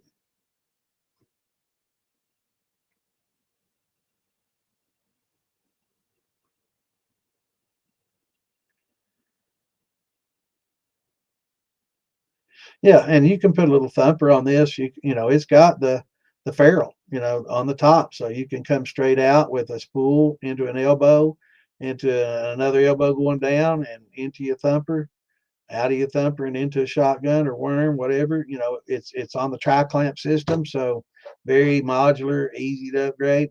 You know, I think they get a lot of flack because a lot of people like to knock them because they spend a lot of money on their steels, but copper's better, you know, but it's a lot more expensive. So if you're talking about doing copper, yeah, it's maintenance involved. So, and that copper mesh, it sure does help remove a lot of those.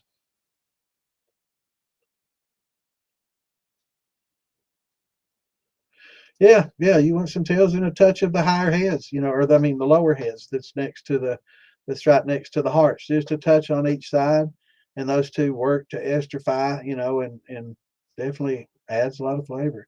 Now, and I'm not saying take the acetone high heads and all that. No, I pitch all that shit, but the very low heads next to your hearts that a lot of people make the mistake of and add to their hearts anyway because it's very you can barely taste it. That's what I'm talking about. I call those the low heads that are right next to the hearts, and the high tails that are right next to the hearts, and those are what I combine for aging.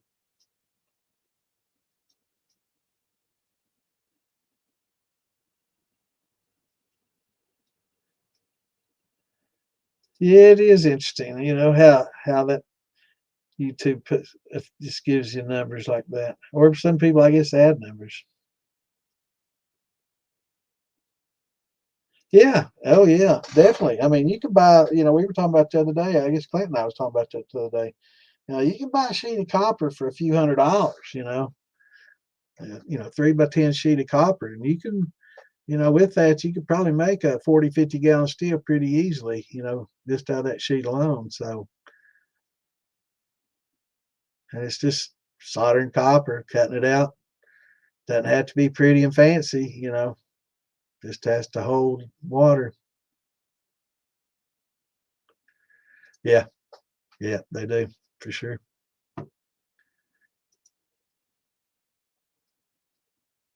And that's something, and that's something that distillers, that you learn over time, and you learn, one of the ways I learned is I keep heads for cleaning, right?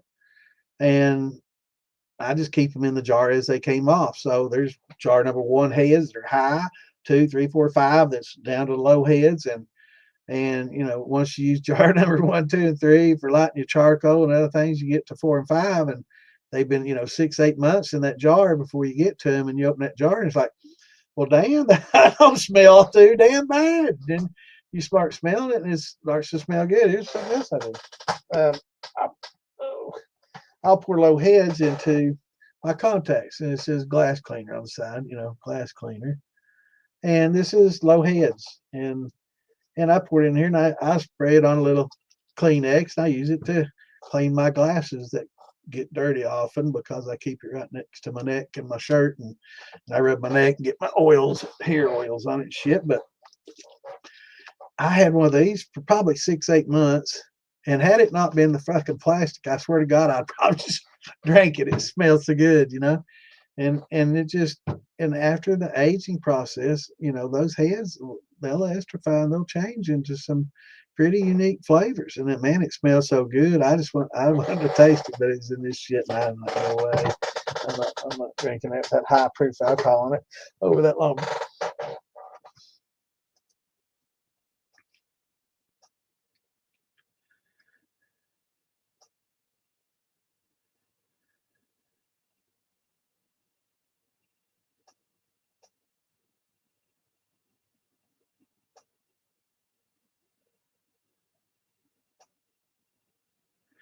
Yep, I'm the bad Santa, the one and only,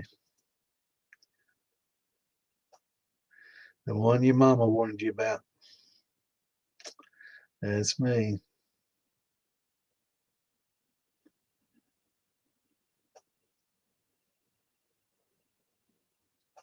Yeah, I just posted in the militia and in the DIY. They were talking about how copper is being added to the critical mineral list, and I guess they're pretty pleased with how much stockpile we've got in America. I think we've got the second largest to China of copper stockpile, and I think the price hikes have kind of helped stockpile it up. I guess we're selling less because it's a higher price, and so it's kind of, maybe that was the whole purpose in increasing the prices. But so we have a pretty decent stockpile, but yeah, it's getting more expensive, and I probably will continue to do so. Yeah, I like articles like that. I saw it today and posted it today.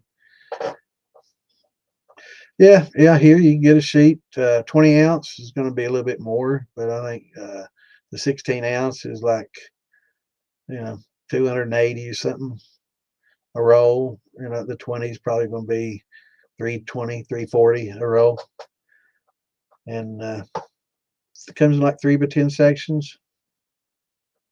I've got a sheet in there I need to use. You don't do Facebook? Come on, man. Make a fake name up and use it. You don't have to add everybody you knew in your childhood. Just make up a fake name, put a fake picture on there, some hot chick, and it has to be a DIY. Uh, but yeah, man, make you up a fake one just so you can go in there and read shit. You can be anonymous on there.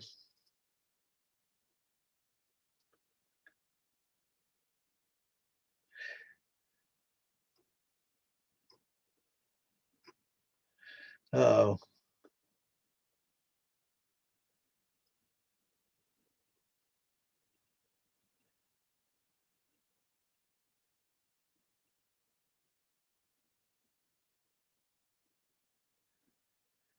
yep, yep. I'm about to get caught up unless that damn thing shoots up. It does it every time. Every time I think I'm getting caught up, that little dot gets to the bottom next to the arrow. It jumps back up on me, man. What the hell? I start looking at time, 9:20. I'm still more than 10 minutes behind. Yeah, I like shiny stuff too, man. And I do love a shiny copper steel. They're beautiful. But when you get my age, you get tired of cleaning shit and maintaining shit. And, inevitably it's going to be that day you're sitting there making shine and, you're making it, you run that last drop, you turn the gas off, and you've had quite a bit to drink. And yes, everything's done. You opened up that vacuum relief so you don't, implode. And it's kind of nod off. And I'm gonna go get in bed. I'll clean that up later. Half drunk, and next thing you know, it's the next day, and all that acidic backset is set on that steel for the last 12 hours because you passed out for a long time. You go in there, man, it's that acid is eating up in that copper, and it's gonna turn green. It takes all that cleaner getting in there and cleaning. I just don't want to deal with that. I can with stainless, I can add that copper mesh, and it's not that expensive, and it does a fine job. And it's not necessarily replaced copper, but because of it, there's so many people now that just, there's a lot of stainless boilers out there now, and even, craft and larger distillers because of it. They can just put that copper in the vapor path and use that copper mesh or those copper lines and get all those sulfites out. That's the whole purpose in it, is getting the sulfites out. And, it heats evenly and all that, which is, wonderful. But, you know, the sulfites is the principal purpose.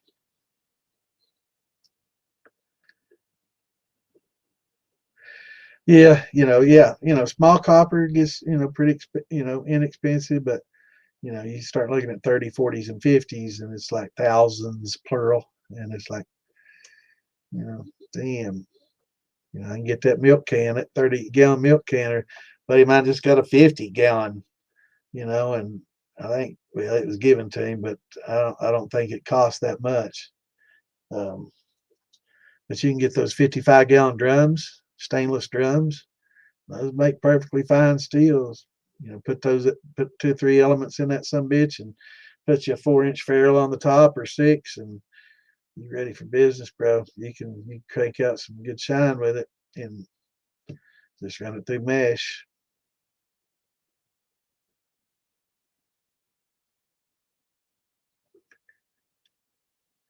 Yeah, I need to get me one of them CPAPs. I really do need one. Anybody's ever camped around me knows, man.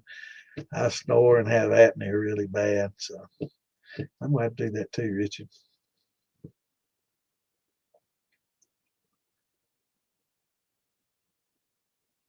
It will, because when you put that copper mesh in there, you've got so much surface area, and you're forcing all that vapor through that copper. So pretty much all the vapor that you're producing is going through copper. The taller you can stack it, the more effective it's going to be. But you're forcing it through there. Whereas if you got a steel with just copper plumbing and copper, what the only what's on the outside is going to come into contact with your distillate, right? And then what goes through the pipes that condensates on the outside of the copper, that's what's going to be touching, but it's not being forced through that copper mesh. So, having that mesh, even with an all copper steel, would certainly help.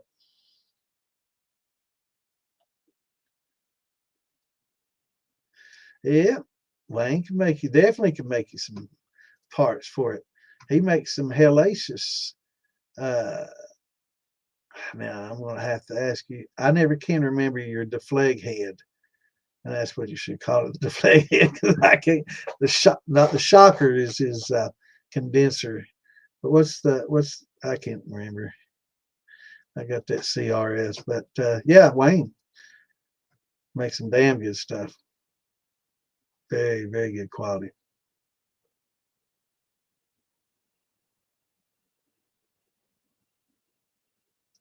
I'm that far behind. God, I'm not in 12 minutes. I'm getting worse. Lord have mercy. Yeah, they're very versatile. And if you, and you know, I'm not going to say you should buy this over that, right? If you can afford it, you know, call Wayne and get an all copper and you know, get his deflag head and his, you know, horse heads and, you know, his shockers and all that awesome, awesome, awesome stuff. But with copper, you know, be expecting to pay. You know, it's not cheap, and the craftsmanship that goes into it is top notch. So, you know, it's if you can afford it, definitely go for it. You know, it's going to be the best of the best. But it, you know, if you can afford it, or if even if you can't, sometimes it might be worth getting rid of some of that shit you don't need, right?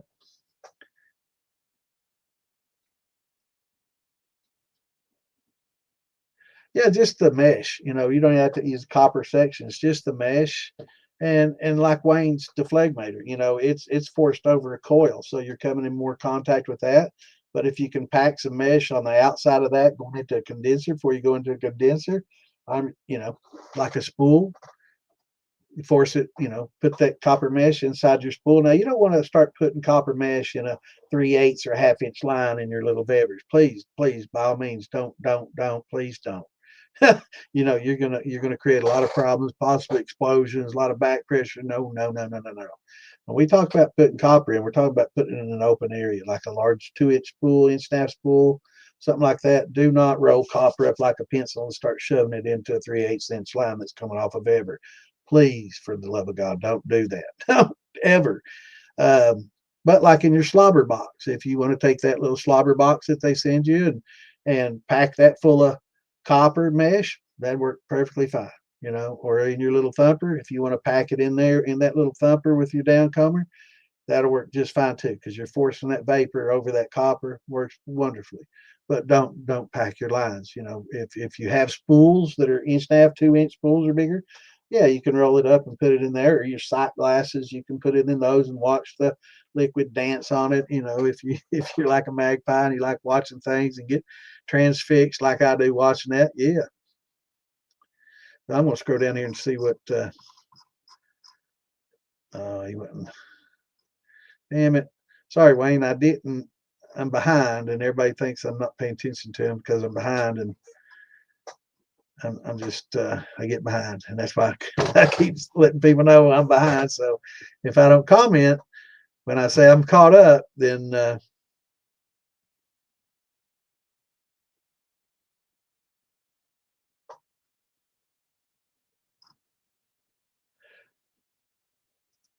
yeah, and Wayne's, yeah, it would hold the weight. I mean, it depends on what you're talking about, you know. And if it doesn't, then you know, I've got a little hook in my ceiling above my stove. I pull my oven out and I'll heat it on my stove because my stove will heat up and it doesn't kick on and off and thermostatically regulate.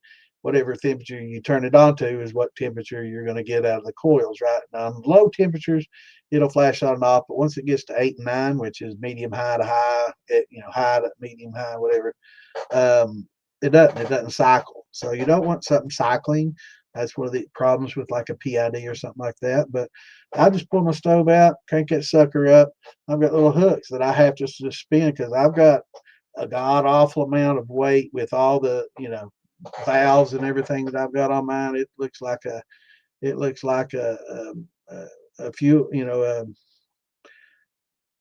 what do they call them, a gasoline refinery. Yeah, it looks like an oil refinery. It's got pipes and stuff going everywhere, so it's way too much weight, for the bever to handle. Or a keg would probably handle the weight better. So that's another reason that kegs are awesome. They can handle a little bit more weight like that, for sure.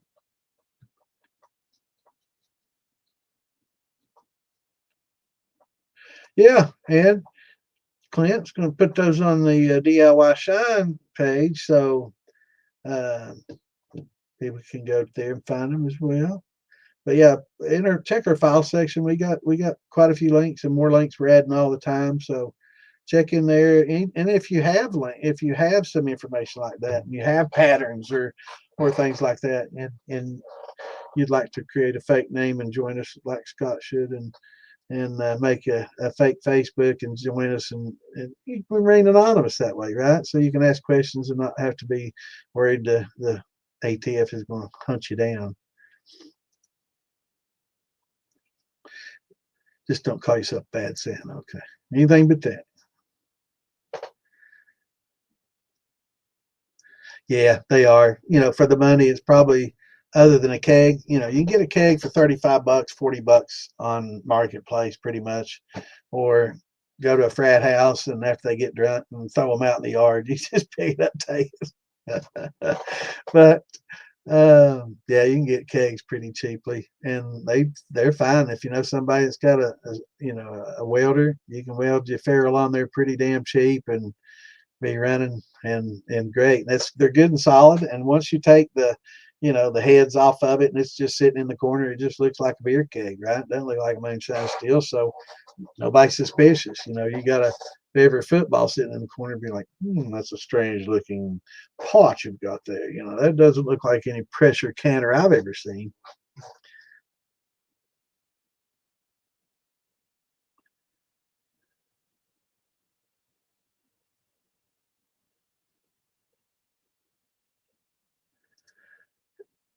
You can find me. You can't message me on YouTube. I don't have a YouTube presence channel or anything like that. This is all on Phil Billy's channel. I'm Bad Santa, but if you're on Facebook, you can definitely find me pretty easily. I'm an admin in the militia and in the DIY Shine and Stuff page that I just posted a link to, and so if you want to share with me info or ask questions or anything like that, perfect. Do so all day, every day. I get questions and calls, and when I go to bed, if you call between 7 a.m. and 12, you probably not gonna get me. I turn my phone off and I don't hear anything.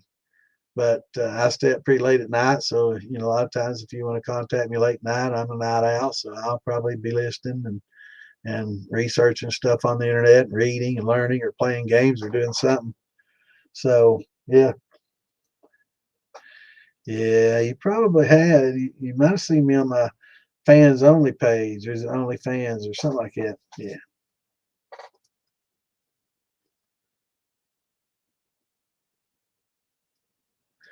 At least my name isn't Clitoris.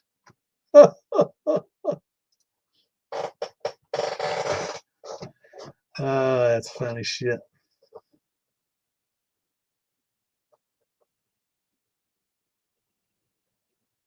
You could probably get a little bigger than that, out of 4x8 or 4x8 sheet. Okay, 4x10 maybe. But yeah, you could probably maybe get a little bigger if you just had you know, the cape going into a ferrule. Now I'm not talking about a cap, but just the bottom body and cape going into a ferrule. You could probably get a little bigger.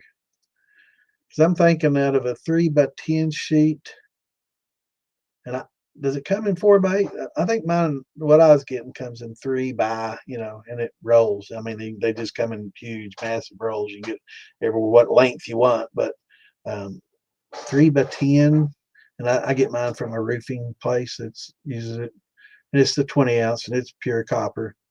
Um, yeah, it was 320 some, but that's been a few years ago. I've had it sitting there, still sitting over there. But yeah, I think you can get a little bit bigger maybe out of that. If you, I've got some patterns, and they're scalable, but that's a good question. That's one that Wayne or Phil or North Georgia, Andrew, or some of those guys can answer for you real easy. They CNC those things out. Tracy, Bumgardner, Adam, Copper Steel, all of them could probably answer that. Yeah, Bruiser, Jason Wade, Harl, all of them. I'm trying to name all the names because I don't want to leave anybody out, because they're all great guys and they all make good stuff. But yeah,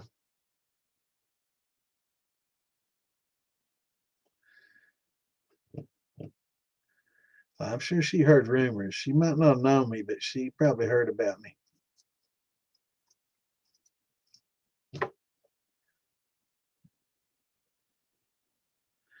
Yeah, I'm on my own naughty list. I sure am. I give myself a cold for Christmas. 490. Wowzers. Yeah, that's a little bit more expensive. Now, is that a 3x10 or 4x8 or what, and 16 ounce, 20 ounce? What we sometimes they go by gauge, and we tend to go by ounce, and it's basically how much a 12 by 12 weighs. So if you cut 12-inch by 12-inch square, 1 square foot weighs X amount of ounces, right? So that's how they determine the 16, 18, 20, and on up is just by a square foot. Learn something.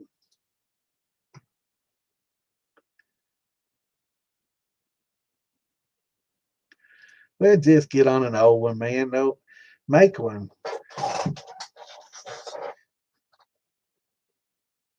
But jump in there and help us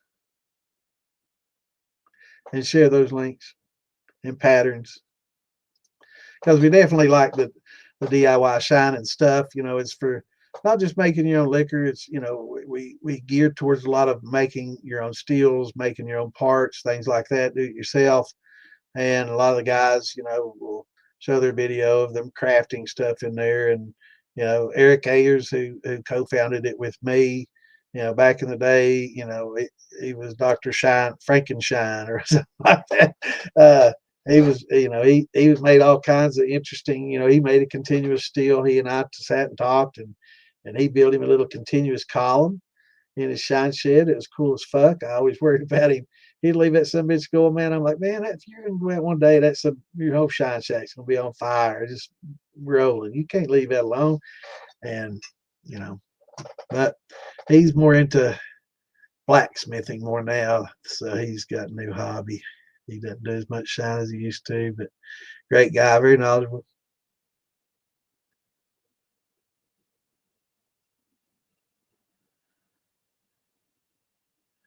So you on Facebook or farmersonly.com?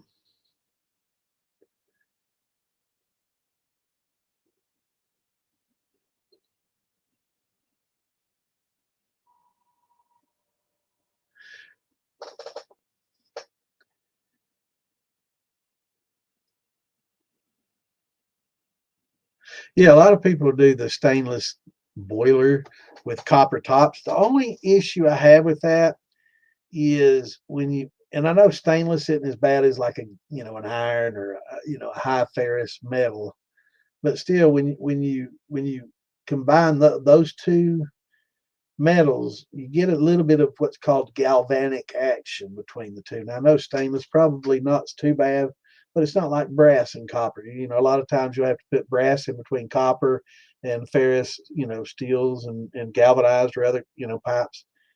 So when you put those two together, you're going to get some galvanic action. Slow, much slower than most any other metals, but still with a 304. You get it, definitely would get it with a 400 series that's a little more, ferrous. Um, and it's going to cause some separation, some greening, filigree and stuff. And yeah. So I'm kind of skeptical about combining the two like that. I know in plumbing it's a huge no-no, and that won't pass any inspection if you do have copper joined to steel, galvanized steel or black pipe. But and you have to have brass in between them, so to prevent the galvanic transfer of electrons and stuff, and one eats at the other. One gives up the electrons to the other, and it eats away at it, right? And eventually it'll cause separation and holes and cracks and issues. But with stainless, it's going to be much reduced than it would be with anything else. But again, just put that ferrule on there, and just go into copper heads, copper plumbing, and copper everything else. I wouldn't have a stainless body like a stainless steel drum, and to put like a copper cape on it. I'm weary of that, right? So joining the two together like that. So if you do, yeah, just go into a copper head with lots of that copper mesh, and Definitely.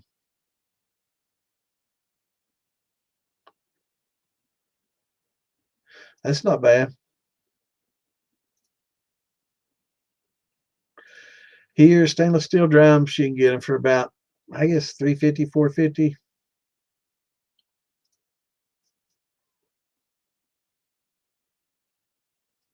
Yeah, I'm gonna have to get one, brother, for sure. I've been putting it off, and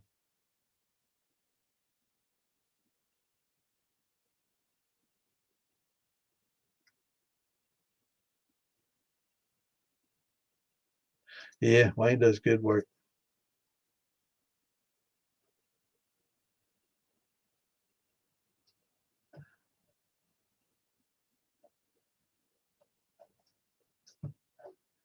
You'd be surprised, man. You heat it up properly like any other, and it'll run off just as quick as any other, but you'll have a lot larger stream. But yeah, it does take quite a bit more to get it to temp.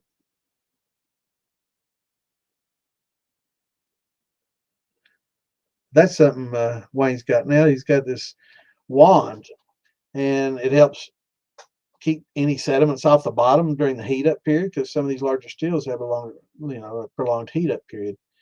And so he's got this air wand that goes in on the bottom, and it keeps a lot of things from building up on the bottom while it warms up. And he said that it's decreased warm up times almost in half for a lot of the bigger steels and stuff. So it's kind of a agitator, aerator. Pretty interesting. Yeah, Wes does great work. Actually, he builds some stuff for filling them.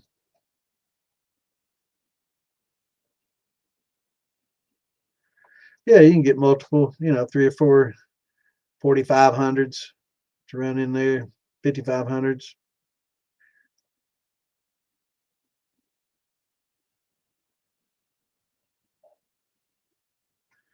Right.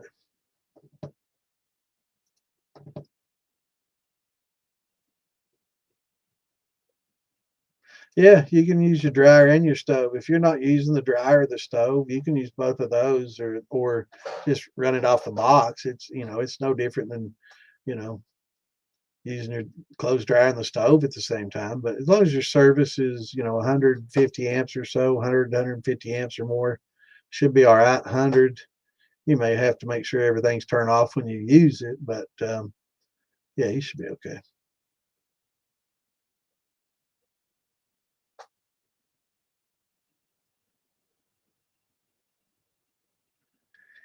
Yeah, yeah, I play some games. Sure do, brother. I like that Call of Duty, and Battlefield's looking pretty interesting. I might get it. I don't know, but Call of Duty's getting a little bit old. There's too many cheaters in there, man. It's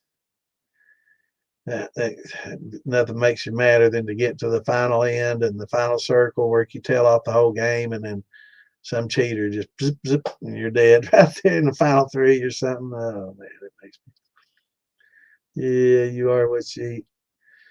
Yeah, funny man.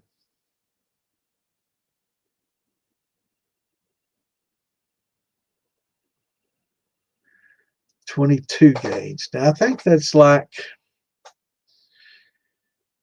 a 16 ounce. Let me check the conversions.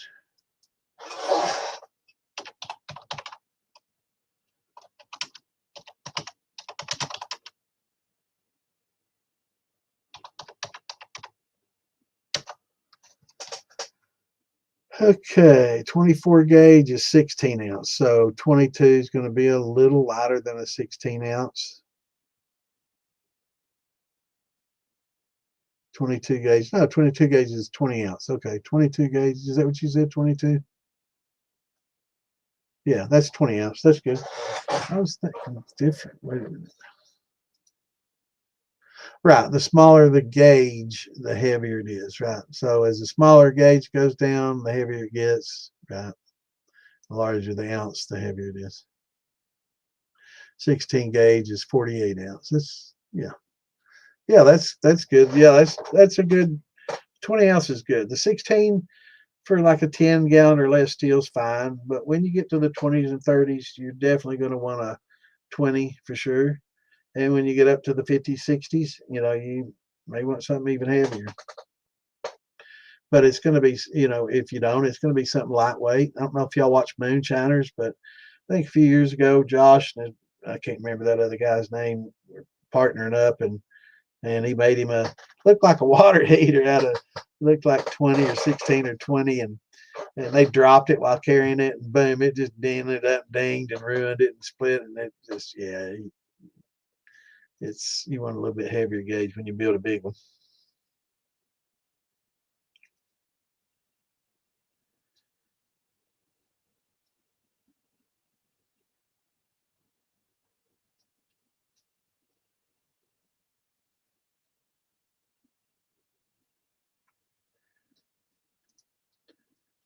Well, if you had two elements and you plug it into two circuits on 120, like I think 120, I think the max, if you have a 20 amp breaker, not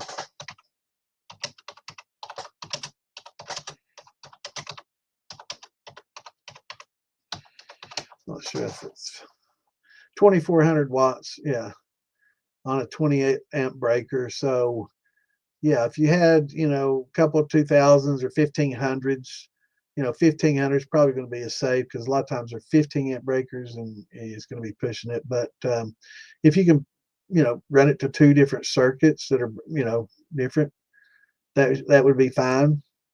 But if you can plug it into that dryer or range plug-in into the 220, and you're definitely going to have at least 30 to 50 amps on those.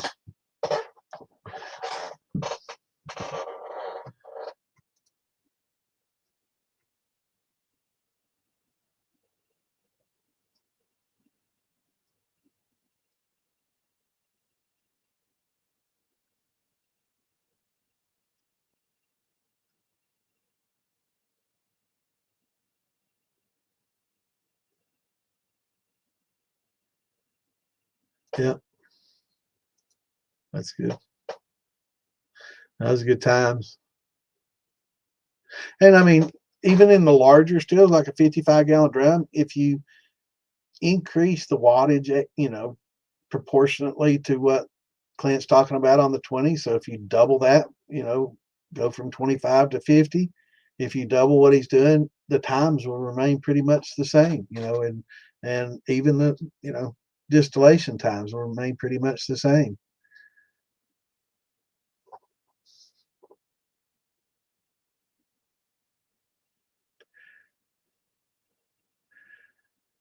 Four-inch coming off your cape or cap, and then you're reduced into 2.5, or like a 4-inch column is also nice. Having a 4-inch column or something like that are pretty nice, or a 4-inch head coming down a lin arm into 2, and then 2 onto your thumpers or condensers.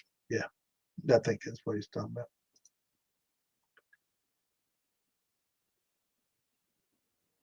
Yeah, scrolling down. That's what he said. Okay, I need to catch up. I'm about caught up. Yay.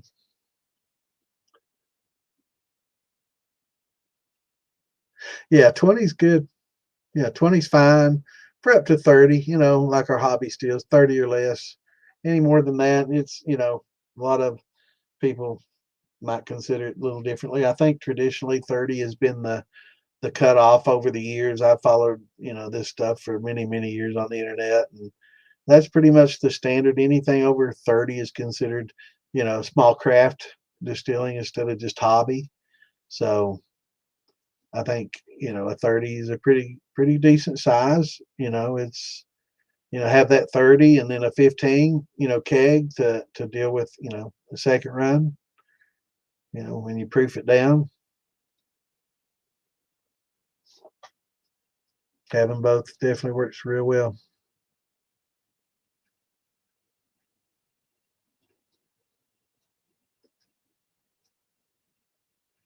Yeah, I think a thicker gauge for the bottom is a good idea too. And I've seen some builders that do that, and maybe even on the cap that holds the head, the cape, and then the sidewall's a little bit thinner just to cut down on weight. But I think putting the rolled edges in there, rolling it, like they do, helps structurally, helps give it some rigidity and structural, integrity. I think if they did it up and down, it would be much harder, but more effective as far as, this way or that way. But definitely going to be a lot harder. But that's why, like in garbage cans, you usually see those bead rolls going up and down instead of around and around. So,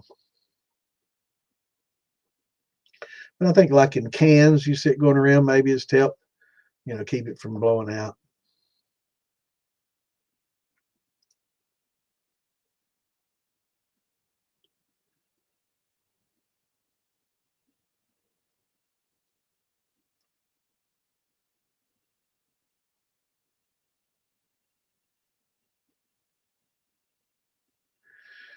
Well, with what we're talking about is you have ferrules welded into the side, right?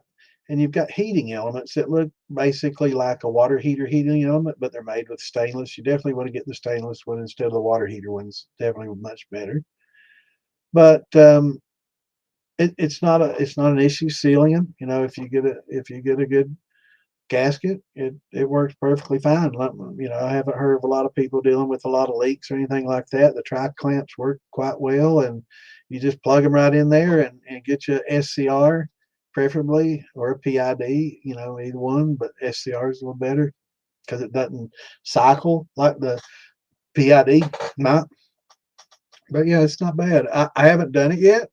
I've been like you, I've been skeptical, but everybody that's got them, Carpenter is said they'll never go back. So, they'll never go back to propane or doing it on the stove or any of that. Then they just plug that sucker in, dial it, crank it up on the dial. Once it starts dripping, they cut it back on the dial, and the times are good. The heat times are good. They don't get scorching on those elements like I always was concerned about. And, they work perfectly fine. If you're going to distill on the grain, probably not a good idea, but, um, definitely everybody that's done it says they wouldn't dream of going back. It's just so much more convenient and easy. You don't have that consumable like the propane that you're always running out of tanks right in the middle of the fucking run, inevitably, always. And you have to switch out bottles if you have another one. If not, you're running to the gas station or wherever you get your bottles and trying to get back before it cools off too much. And it's just so much, and it's cheaper. You got a little initial cost, but you know, when you figure out what you paid for, a stand, a propane one of the burners, you know, banjo burners, and then in your, tanks. Yeah, it's a little bit more upfront cost, but it's they say that everybody that does it, I've heard nobody say, I wish I'd never done this. I'm going back to propane. I've not heard anybody say that yet. I've not heard anybody say I'm going back to propane.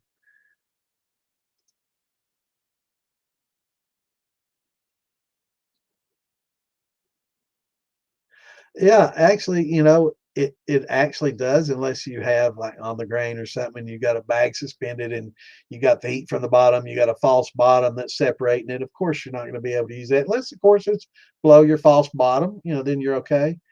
Um, and I always thought the same. I always thought it was going to scorch like hell with those elements, man. But what happens is once those things get up to temp, they form a little barrier between the actual element and the liquid.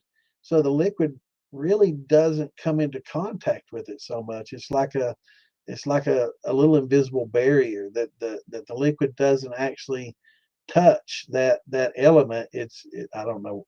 I guess I can Google what that's called, but um,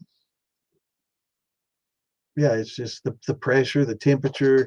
There's a steam. I guess maybe some kind of steam barrier or something that's created there, but it doesn't do that. But I have seen people put really milky mash that really didn't settle out well in with elements, and their result wasn't quite so good. Let's see if I can find this.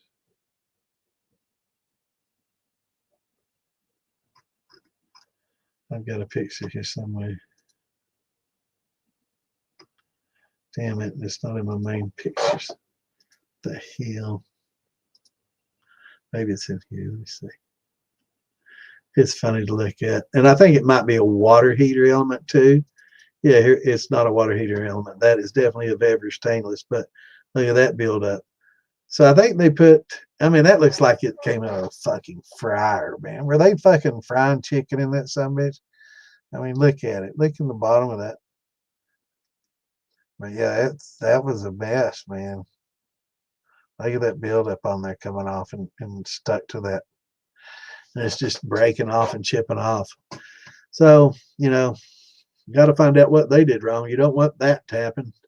But I think they probably had a very, you know, milky mash or something going into that, because I've never heard anybody having that.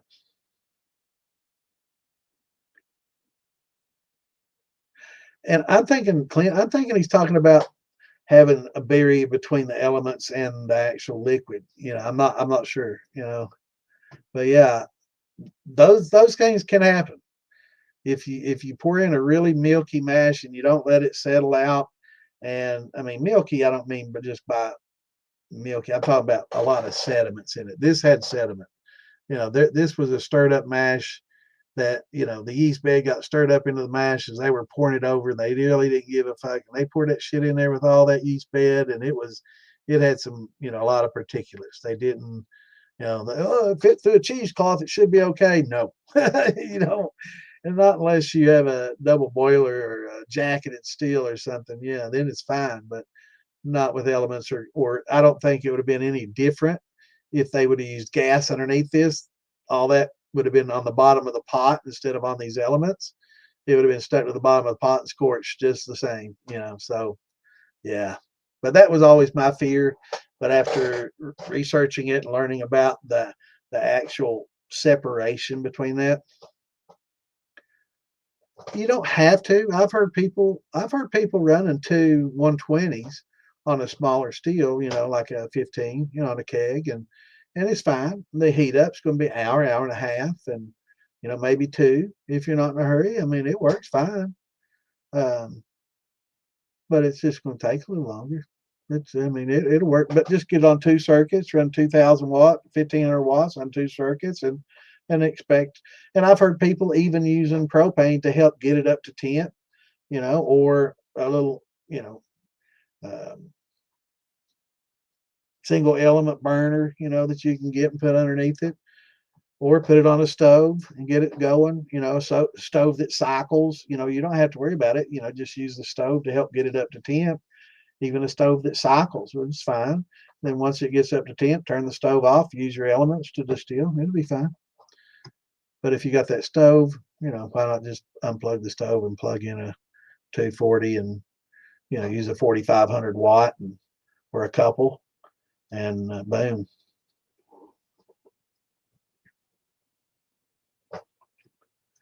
Yeah, I'm definitely distilling on the grain. You know, I've got you know, in this Weber pot, if you look, you'll see this little indentation about 4 inches up off the bottom. It comes with a pie pan. It looks like a pizza plate or something. The holes in it that you put in there, it's a false bottom. And you can suspend your brew bag in there on top of that false bottom and distill on the grain. And I'm definitely going to do that soon.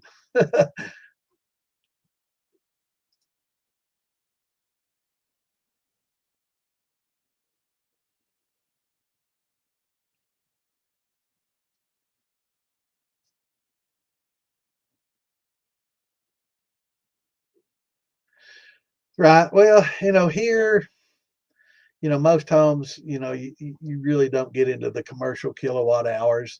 Um, you know, there's houses with dual heat pumps and all this. It's a little different here than there, I'm sure. Uh, but yeah, we got pretty reasonable rates. It's much cheaper to run electric than propane for sure, 100%. Much cheaper. I'd say probably 60, 70% cheaper. Really much cheaper to run electric. Other than the initial cost of the, you know, the elements and the, you know, SCR, and you know, if you can do it yourself, you can save a lot of money on that for sure. No zappy zappy. That's the way I've always been. I've always been gas. I started out open fire and then went to gas, and then during the winter time, I'll do my stove thing because I have a new stove up there that's got already has an element out of it, but I've got my old one that doesn't cycle and is perfectly fine, and I'm moving that down here in the basement for canning. It's a pressure canning stove, and we do a lot of canning, so that's why we buy the sugars for all those jellies and jams that we can, right? And I hand them out at Christmas to all the good little elves.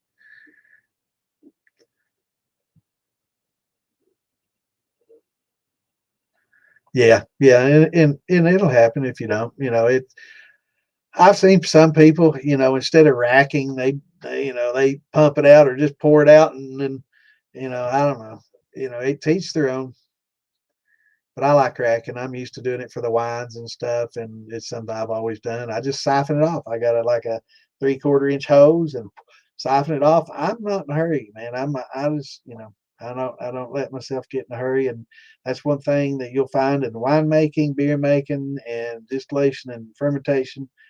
Don't get in a rush. Don't try to rush things. Don't try to cut times. And, it's just like aging, you can't speed that process up. You can do certain things that'll make it better, but there's just you can't replicate time really. It's hard to. Everybody's tried to, and you can to a certain point, but after, it's just not the same. So you gotta be patient, especially in winemaking. But one of the beautiful things about it is, if you're a procrastinator, it's like, fuck it, I'll worry about that wine tomorrow. It won't hurt. Another day or week won't hurt a thing, and it won't. So it's great hobby if you're not in a hurry.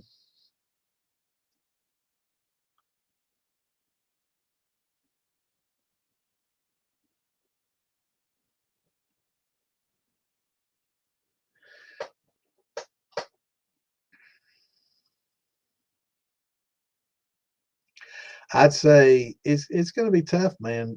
On the scorching, you can make a double boiler. We talked about that the other night. Michael Melrose does double boiler. I know several people that does it. You just get a big pot, put a couple of bricks in it, set your other pot right in on top of that, and boil that water on the outside. Takes a lot longer, but you can distill right on the grain, just like a jacketed still, and not have a problem. You know, but again, takes time and patience. But it makes damn good liquor.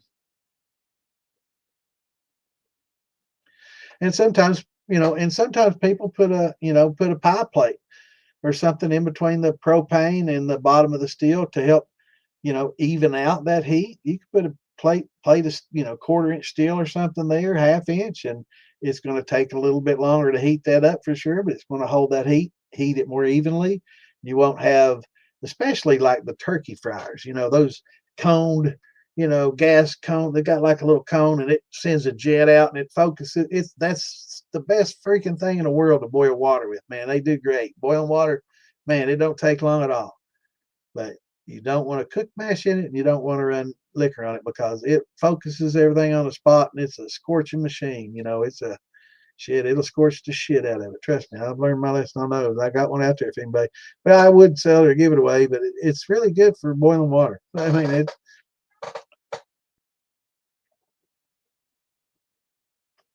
or heating oil, which is what its purpose is, right? For a turkey fryer, it heats the oil up. Oil doesn't scorch so easily. Crank that sucker up. It'll heat that oil up in no time. It'll fry that turkey in no time, and great for that. But it's not so good, especially if you get a little sediments on the bottom.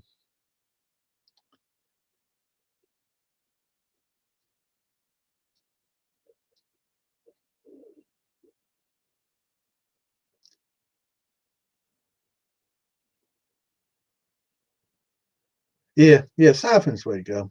I've seen people pump it out and pick it up and slosh it around, dumping it out and all that. Nah, man, that is defeat the purpose of letting it settle in the first place, especially with winemaking. I've gotten so used to racking and siphoning to rack that I just do everything that way anymore. And it definitely, but I'm definitely going to kind of sparge the next grain bag and kind of clean it up a little bit after I, finish my fermentation. I'm going to put all the grain in it and try to, sparge out all the fines, right? And put those grains in there and distill on grains. See how that works out.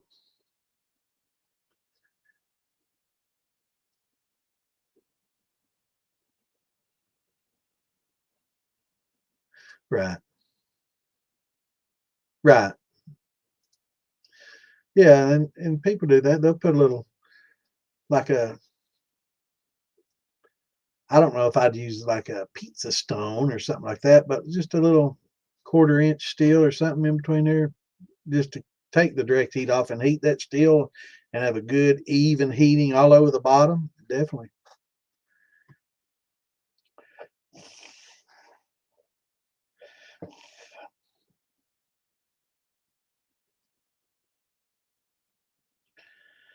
Well, that's going to be different there than here. I could probably see how much you're paying per kilowatt hour, and let me check my bill. Hold on, just a second. I'll be right back.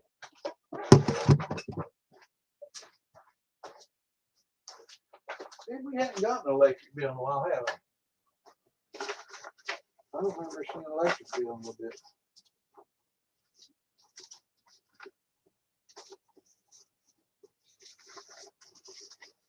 Here we go.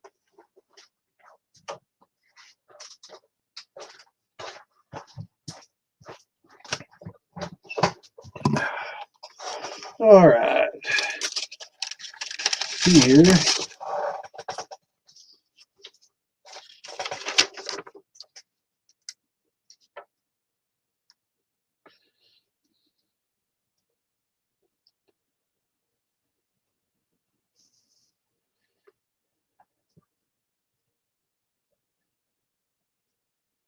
It'd be nice if they told you. Let's see, average daily charge, average daily kilowatt hours. So at $3 a day for 31 kilowatt. And that was during the low usage. So I don't know what that comes to. Here we go, yeah. Basic energy charge. Yes, 10.5 cents per kilowatt hour. So it's pretty cheap here. And that figures to about right. 31.59 for 384. So yeah, it's a little over 10. Yeah, about 11, 12 cents per kilowatt hour. How much y'all paying, over there for per kilowatt hour? I know a lot of places in the United States, probably California is a little higher. It depends. We get a lot of bars from Kentucky Utilities, which a lot. It's gone up, and unfortunately, as they get away from coal and gas and start with solar and all this, solar and wind, the price is going up, and they're trying to increase the prices because they're trying to offset the cost of all the bullshit they're putting in here. Whereas, we've got plenty of coal and gas right here in Kentucky to make plenty of good electricity with. So see how much you're paying there per kilowatt hour, and we can compare. Oh, you're in Canada? I was thinking you're in the UK. Anyway, yeah. So how much per kilowatt hour up there?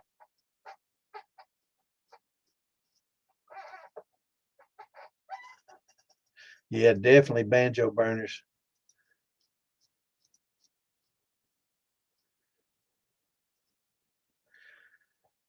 Yeah, it not just quietness, it spreads it out more. It spreads the heat more evenly, um, for sure.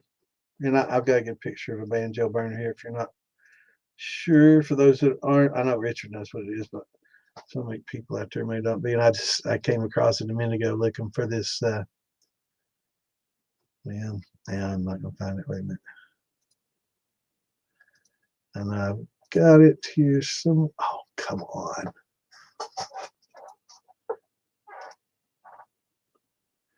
And of course, that same picture right there too.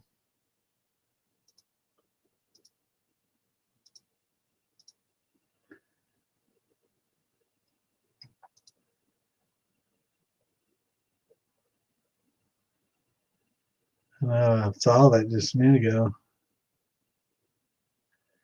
Unbelievable. Oh, it was down here. I'm still got some of my shit spread out, my pictures and then my information still spread out a little bit, and I need to get all that put together. Wow. Anyway, damn it. There's nothing bothers me more than not being able to find stuff like this, and I do try to organize it as best I can, but it's, how am I not finding that? I must have looked past it. I know I just saw it. It showed the regulator and the banjo burner and everything, and I was thinking, regulator, that's the word I was trying to think of it a minute ago.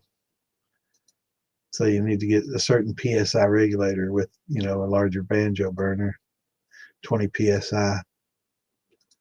And it's nowhere to be seen now. I'm freaking believable.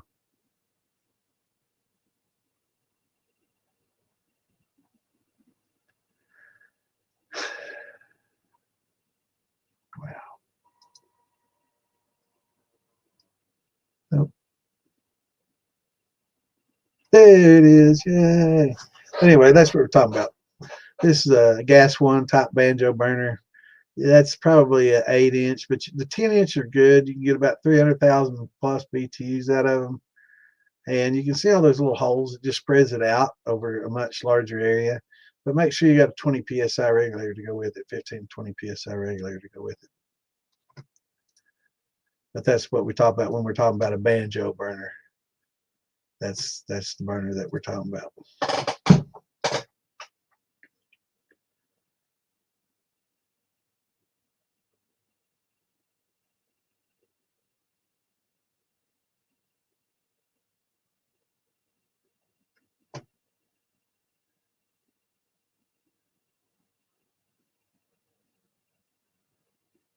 Yeah. How's it going, Turin? Going pretty good, brother.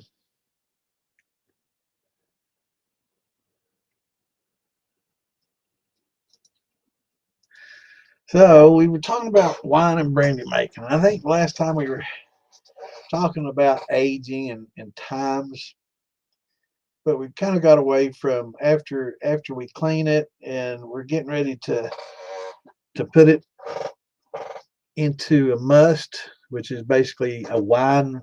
A fruit brandy is called a must, not a mash, not a wash, but a must. So for those that want to be technical, most of us just call everything a mash. Whether it's a wash, a grain, or a fruit, we just kind of use the catch-all terms. But a lot of times people will correct you and say, no, that's a wash, or that's a must, or that's a mash. So with your wines and with your fruits, it's called a must. So a lot of people, I like to use the 160-degree water to kill a lot of the stuff off, and a lot of people like to use the potassium metabisulfate to kill things off. No right or wrong. I think some people think when you heat some of the fruit up like that, it oxidizes it and takes a little bit out of it, which may very well be the case. But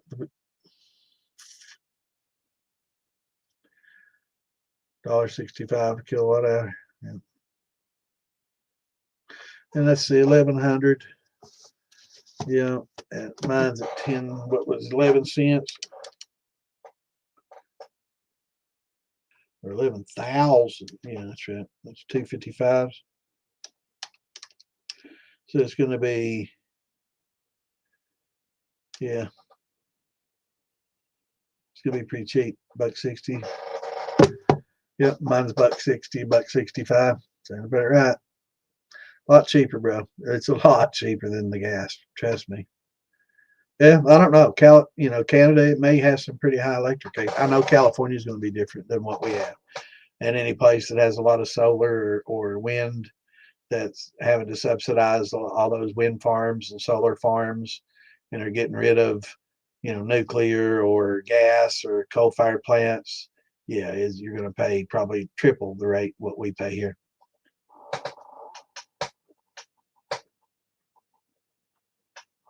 And if that's the case, and you can still get propane for $20, it may be about the same. You know, you triple the $6 per run, you know, that Clint's getting, you triple that, that's $18, you know, that some people may be paying in, you know, some states for electricity, and they're paying the same for gas, which they're not, you know, they're paying that much more for gas too. They got the taxes, but yeah.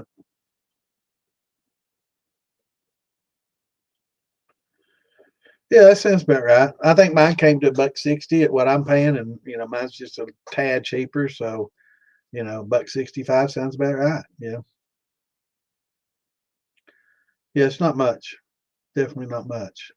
It's much more economical than, you know, than gas for sure. Now, exactly what percentage, that's going to vary, you know, because excuse me, everywhere has different, you know, electric rates, and you know, get propane rates and taxes, you know, and all these things to go along with it. But yeah, it's just a lot cheaper for electric, but a little bit more initial, you know, cost wise. You know, that banjo burner, you know, they're about 45, $50. I don't know. That's about the same cost as a element, maybe. You know, I don't know. Let me see. I guess check Amazon. I always look at Amazon or Walmart. And let's see, Denord.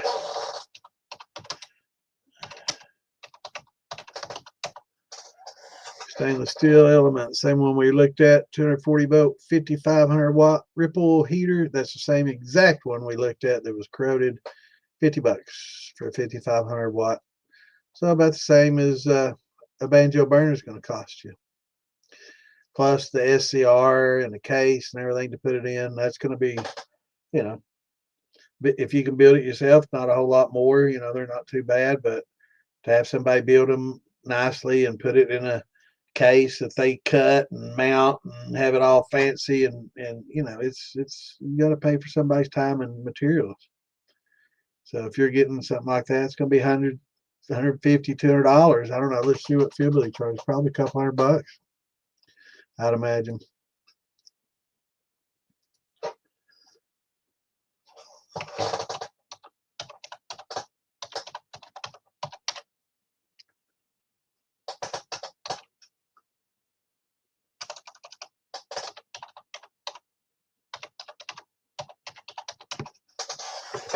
Let's see.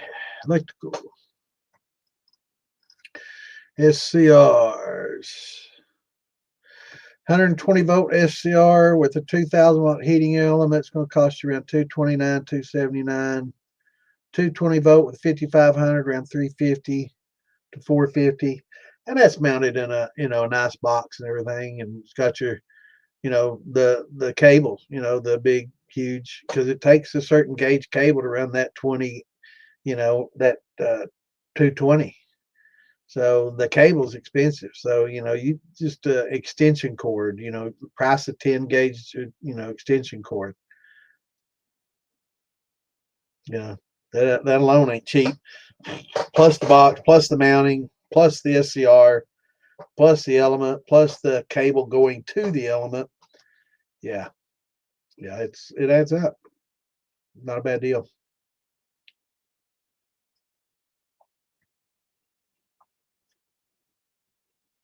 And yeah, when I was talking about the element on Amazon, that's just the element. That doesn't count the cable, you know, that goes to it. There's a large shielded cable and the mount and all that that goes to it, and you know, and the um, 2-inch ferrule mount, you know, along with that, coming with the 2-inch ferrule. So yeah, those aren't cheap. So yeah, there's quite a bit that goes into those. And he'll show you how to make them. You know, go to his website. You can buy it, or you know, he'll show you how to make it. If you want to make it, he's more power to you. You know, his time is money, and you know, for 50 gallon, you'd probably run 3. You know, you probably want to run 3 5,500 watt. You know, you want to exponentially increase. So like Clint was talking about, running 255s in a 25. We'll have it boiling within a half hour, 45 minutes, done in 4 to 5. If you want the same out of a 55, you're just going to have to basically double what the 25 has. So you're going to run 4 elements, and get the same results. It's all scalable. Yep.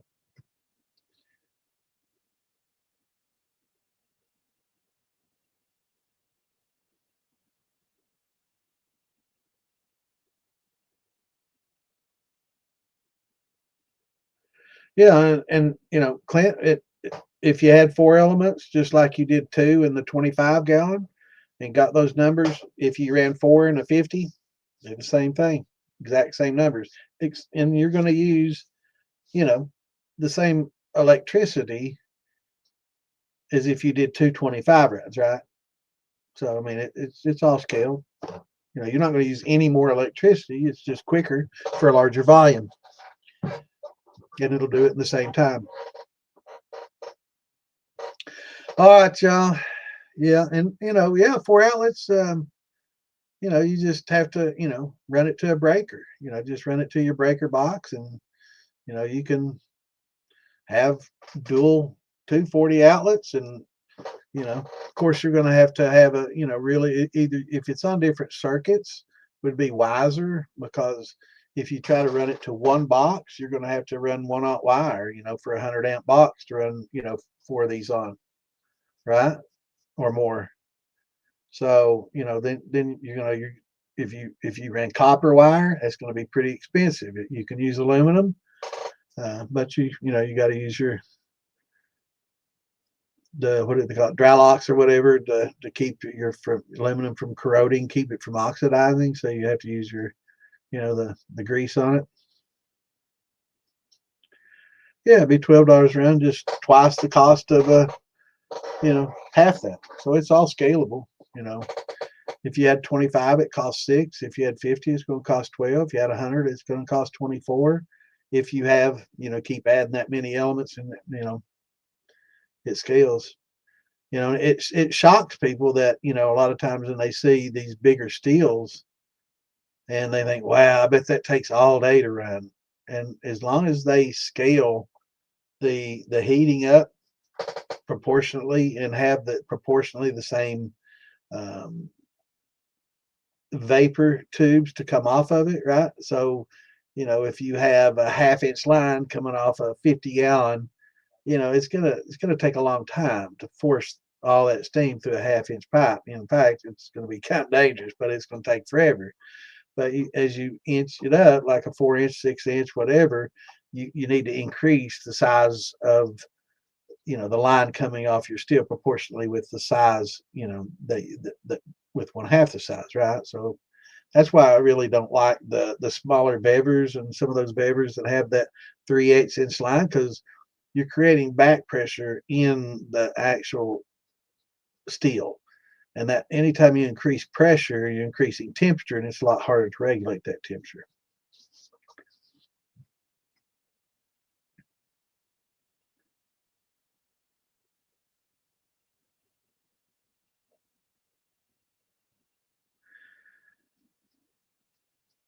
Well, cost is the concern, and in the long run, electric's cheaper.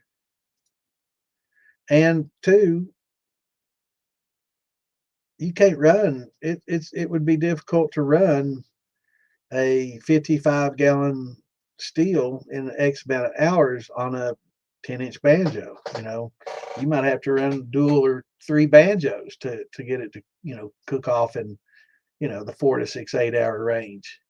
You use that one banjo, it's going to take forever to heat up, and it's going to take a long time to run it off. So it's scalable. That 10-inch banjo is fine for a 20, 30, maybe even a 40, but once you start getting 50, 60 plus, you might need something a little warmer, or 2 of them, or 3 set up, maybe in a 3-pack, next to each other in a little triangle of them.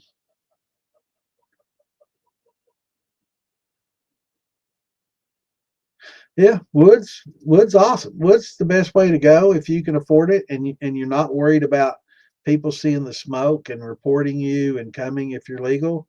Wood's awesome, or if you're in an area where it's legal, wood's awesome. Um, you know, that's why I started. And you start that fire and get your coals going, and once you get a good hot coals going, you don't have any more smoke, and you put that steel on there and run it down, and wood's definitely the way to go. It's the cheapest, right? But there's some labor in it, getting the wood and chopping it up and getting it seasoned, but yeah, wood's awesome. You got to deal with that smoke.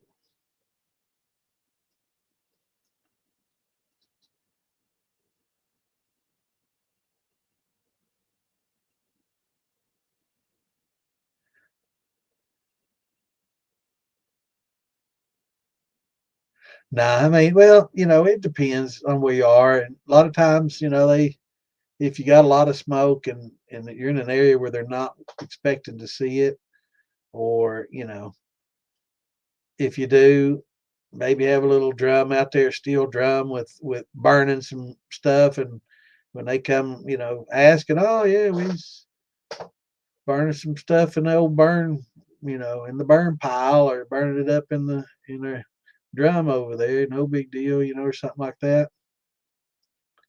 Right? Yeah, yeah. A lot of people, have these little fire pits and stuff these days, so it's not as, even in the city, if they see smoke, oh, he's probably got a little fire pit over there or something. But you know, might raise some questions. Yeah, I think for 50, if you had three set up like in a triangle, I think that would work all right on the 50. But you look how much gas you're going to use too. You got to have a tank for each one of those, or get you a bigger tank. But it is, it's if you're going to scale up, you're going to have to scale up the heat and everything, and the way you get your heat, or just run two smaller ones at the same time, with singles, run 320s. That's the same as running the 60. If you run them all at once, just have three burners on 320s, and you can run 60s and no problem at all, and run it off in about the same time. You just have to babysit three instead of one. It ain't no different. That'd work too. Or you could have three pots with 120 going to each of them that are 20 gallons, and you know just have extension cords running everywhere. But it is what it is. Well,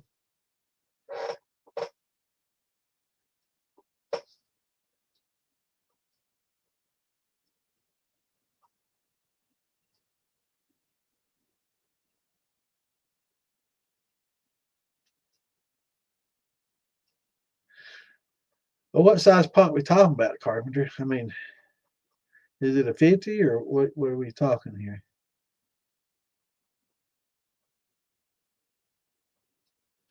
You talking about using a 55 drum, or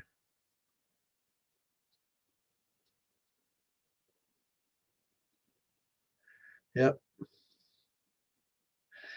I know, me too, Richard. I ain't gonna be on here much longer, man, or I'm gonna turn into a pumpkin for sure.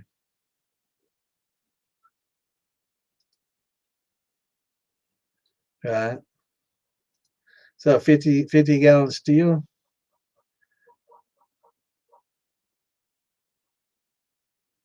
or just 50 gallons that you cook your mash in?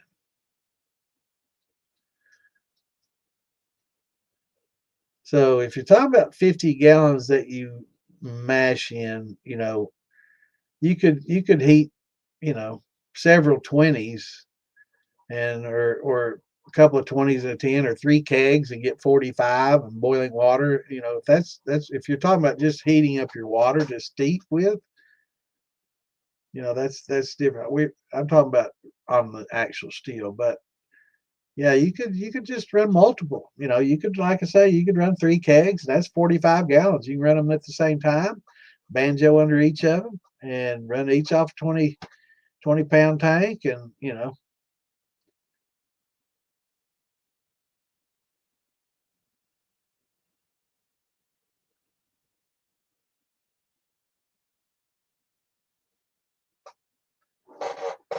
I'm not following you, Carpenter, whether you're talking about heating up water to steep in and cook mash in, or are you talking about to actually distill?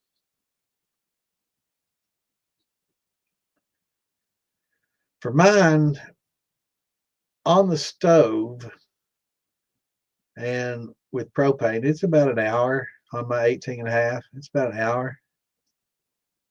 Yeah, I'm about an hour.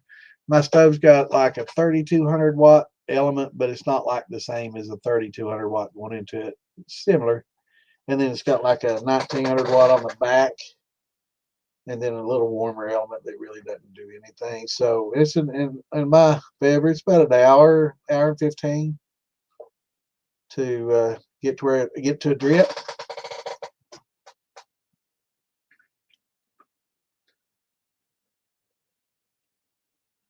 Yeah, I think so too. I think I would,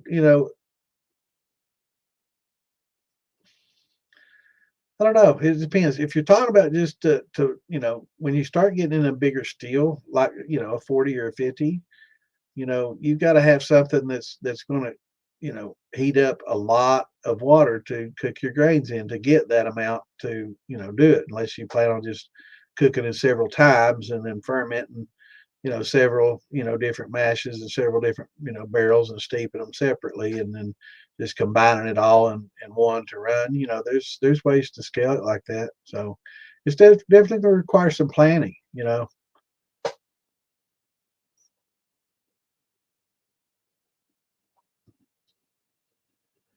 All right, y'all. I'm going to have to get out of here. It's almost 11. It's getting about the witching hour. Richard's done left me, and I'm getting tired. He's got me worried about my beauty rest. Well, a lot of people do. Carpenter, they'll boil their water in their steel because that's the largest vessel they have to cook water in a lot of times. Um, I've got a 30-gallon Bayou cooking, boiling thing with a little mesh, not mesh, but it's I guess got holes in it. That's the second one, so you can use it to strain a Cajun for cooking and all that. But yeah, you need something that's going to be large enough to boil the water. So a lot of people use their steels for that, to heat their water up in because it's the largest vessel they have. So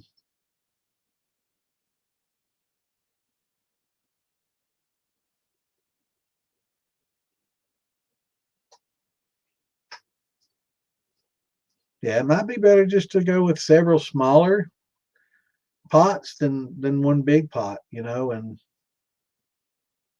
go that route. All right, y'all. We're gonna get out of here. It's been a good Wednesday, good hump day. Hope everybody has a great rest of your week. We'll be back here on Saturday. We'll talk a little bit more about wine and hopefully uh, maybe talk a little bit about beer.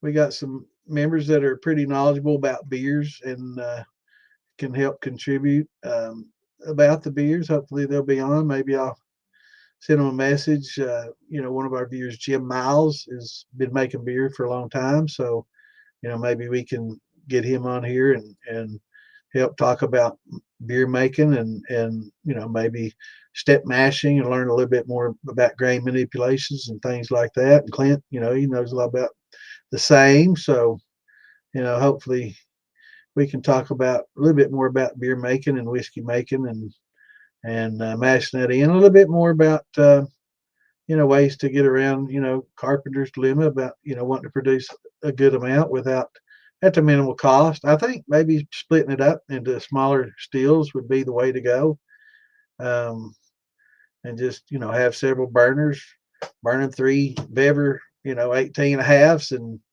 you can put out the same as you would with one 55 the same way. It's 18, 18, 18. You run 15 in each. That's 45. And you're going to be probably in a 50 gallon drum. You're going to run 45 anyway, same amount. So you'll be able to do that way and just run three separate steels. That'd eliminate that problem real easy. So, yep. Hope everybody learned something too. And on Saturday, Clint. Saturday.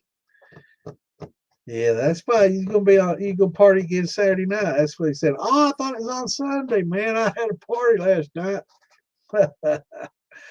So unless Clint was partying this Saturday like he did last Saturday, we'll see him in here too. But anyway, until then, we'll see y'all Saturday, East or 8 East 8 East Central Time. So until then, everybody have a great week. Peace out, shine on, love y'all, and see you Saturday. Later.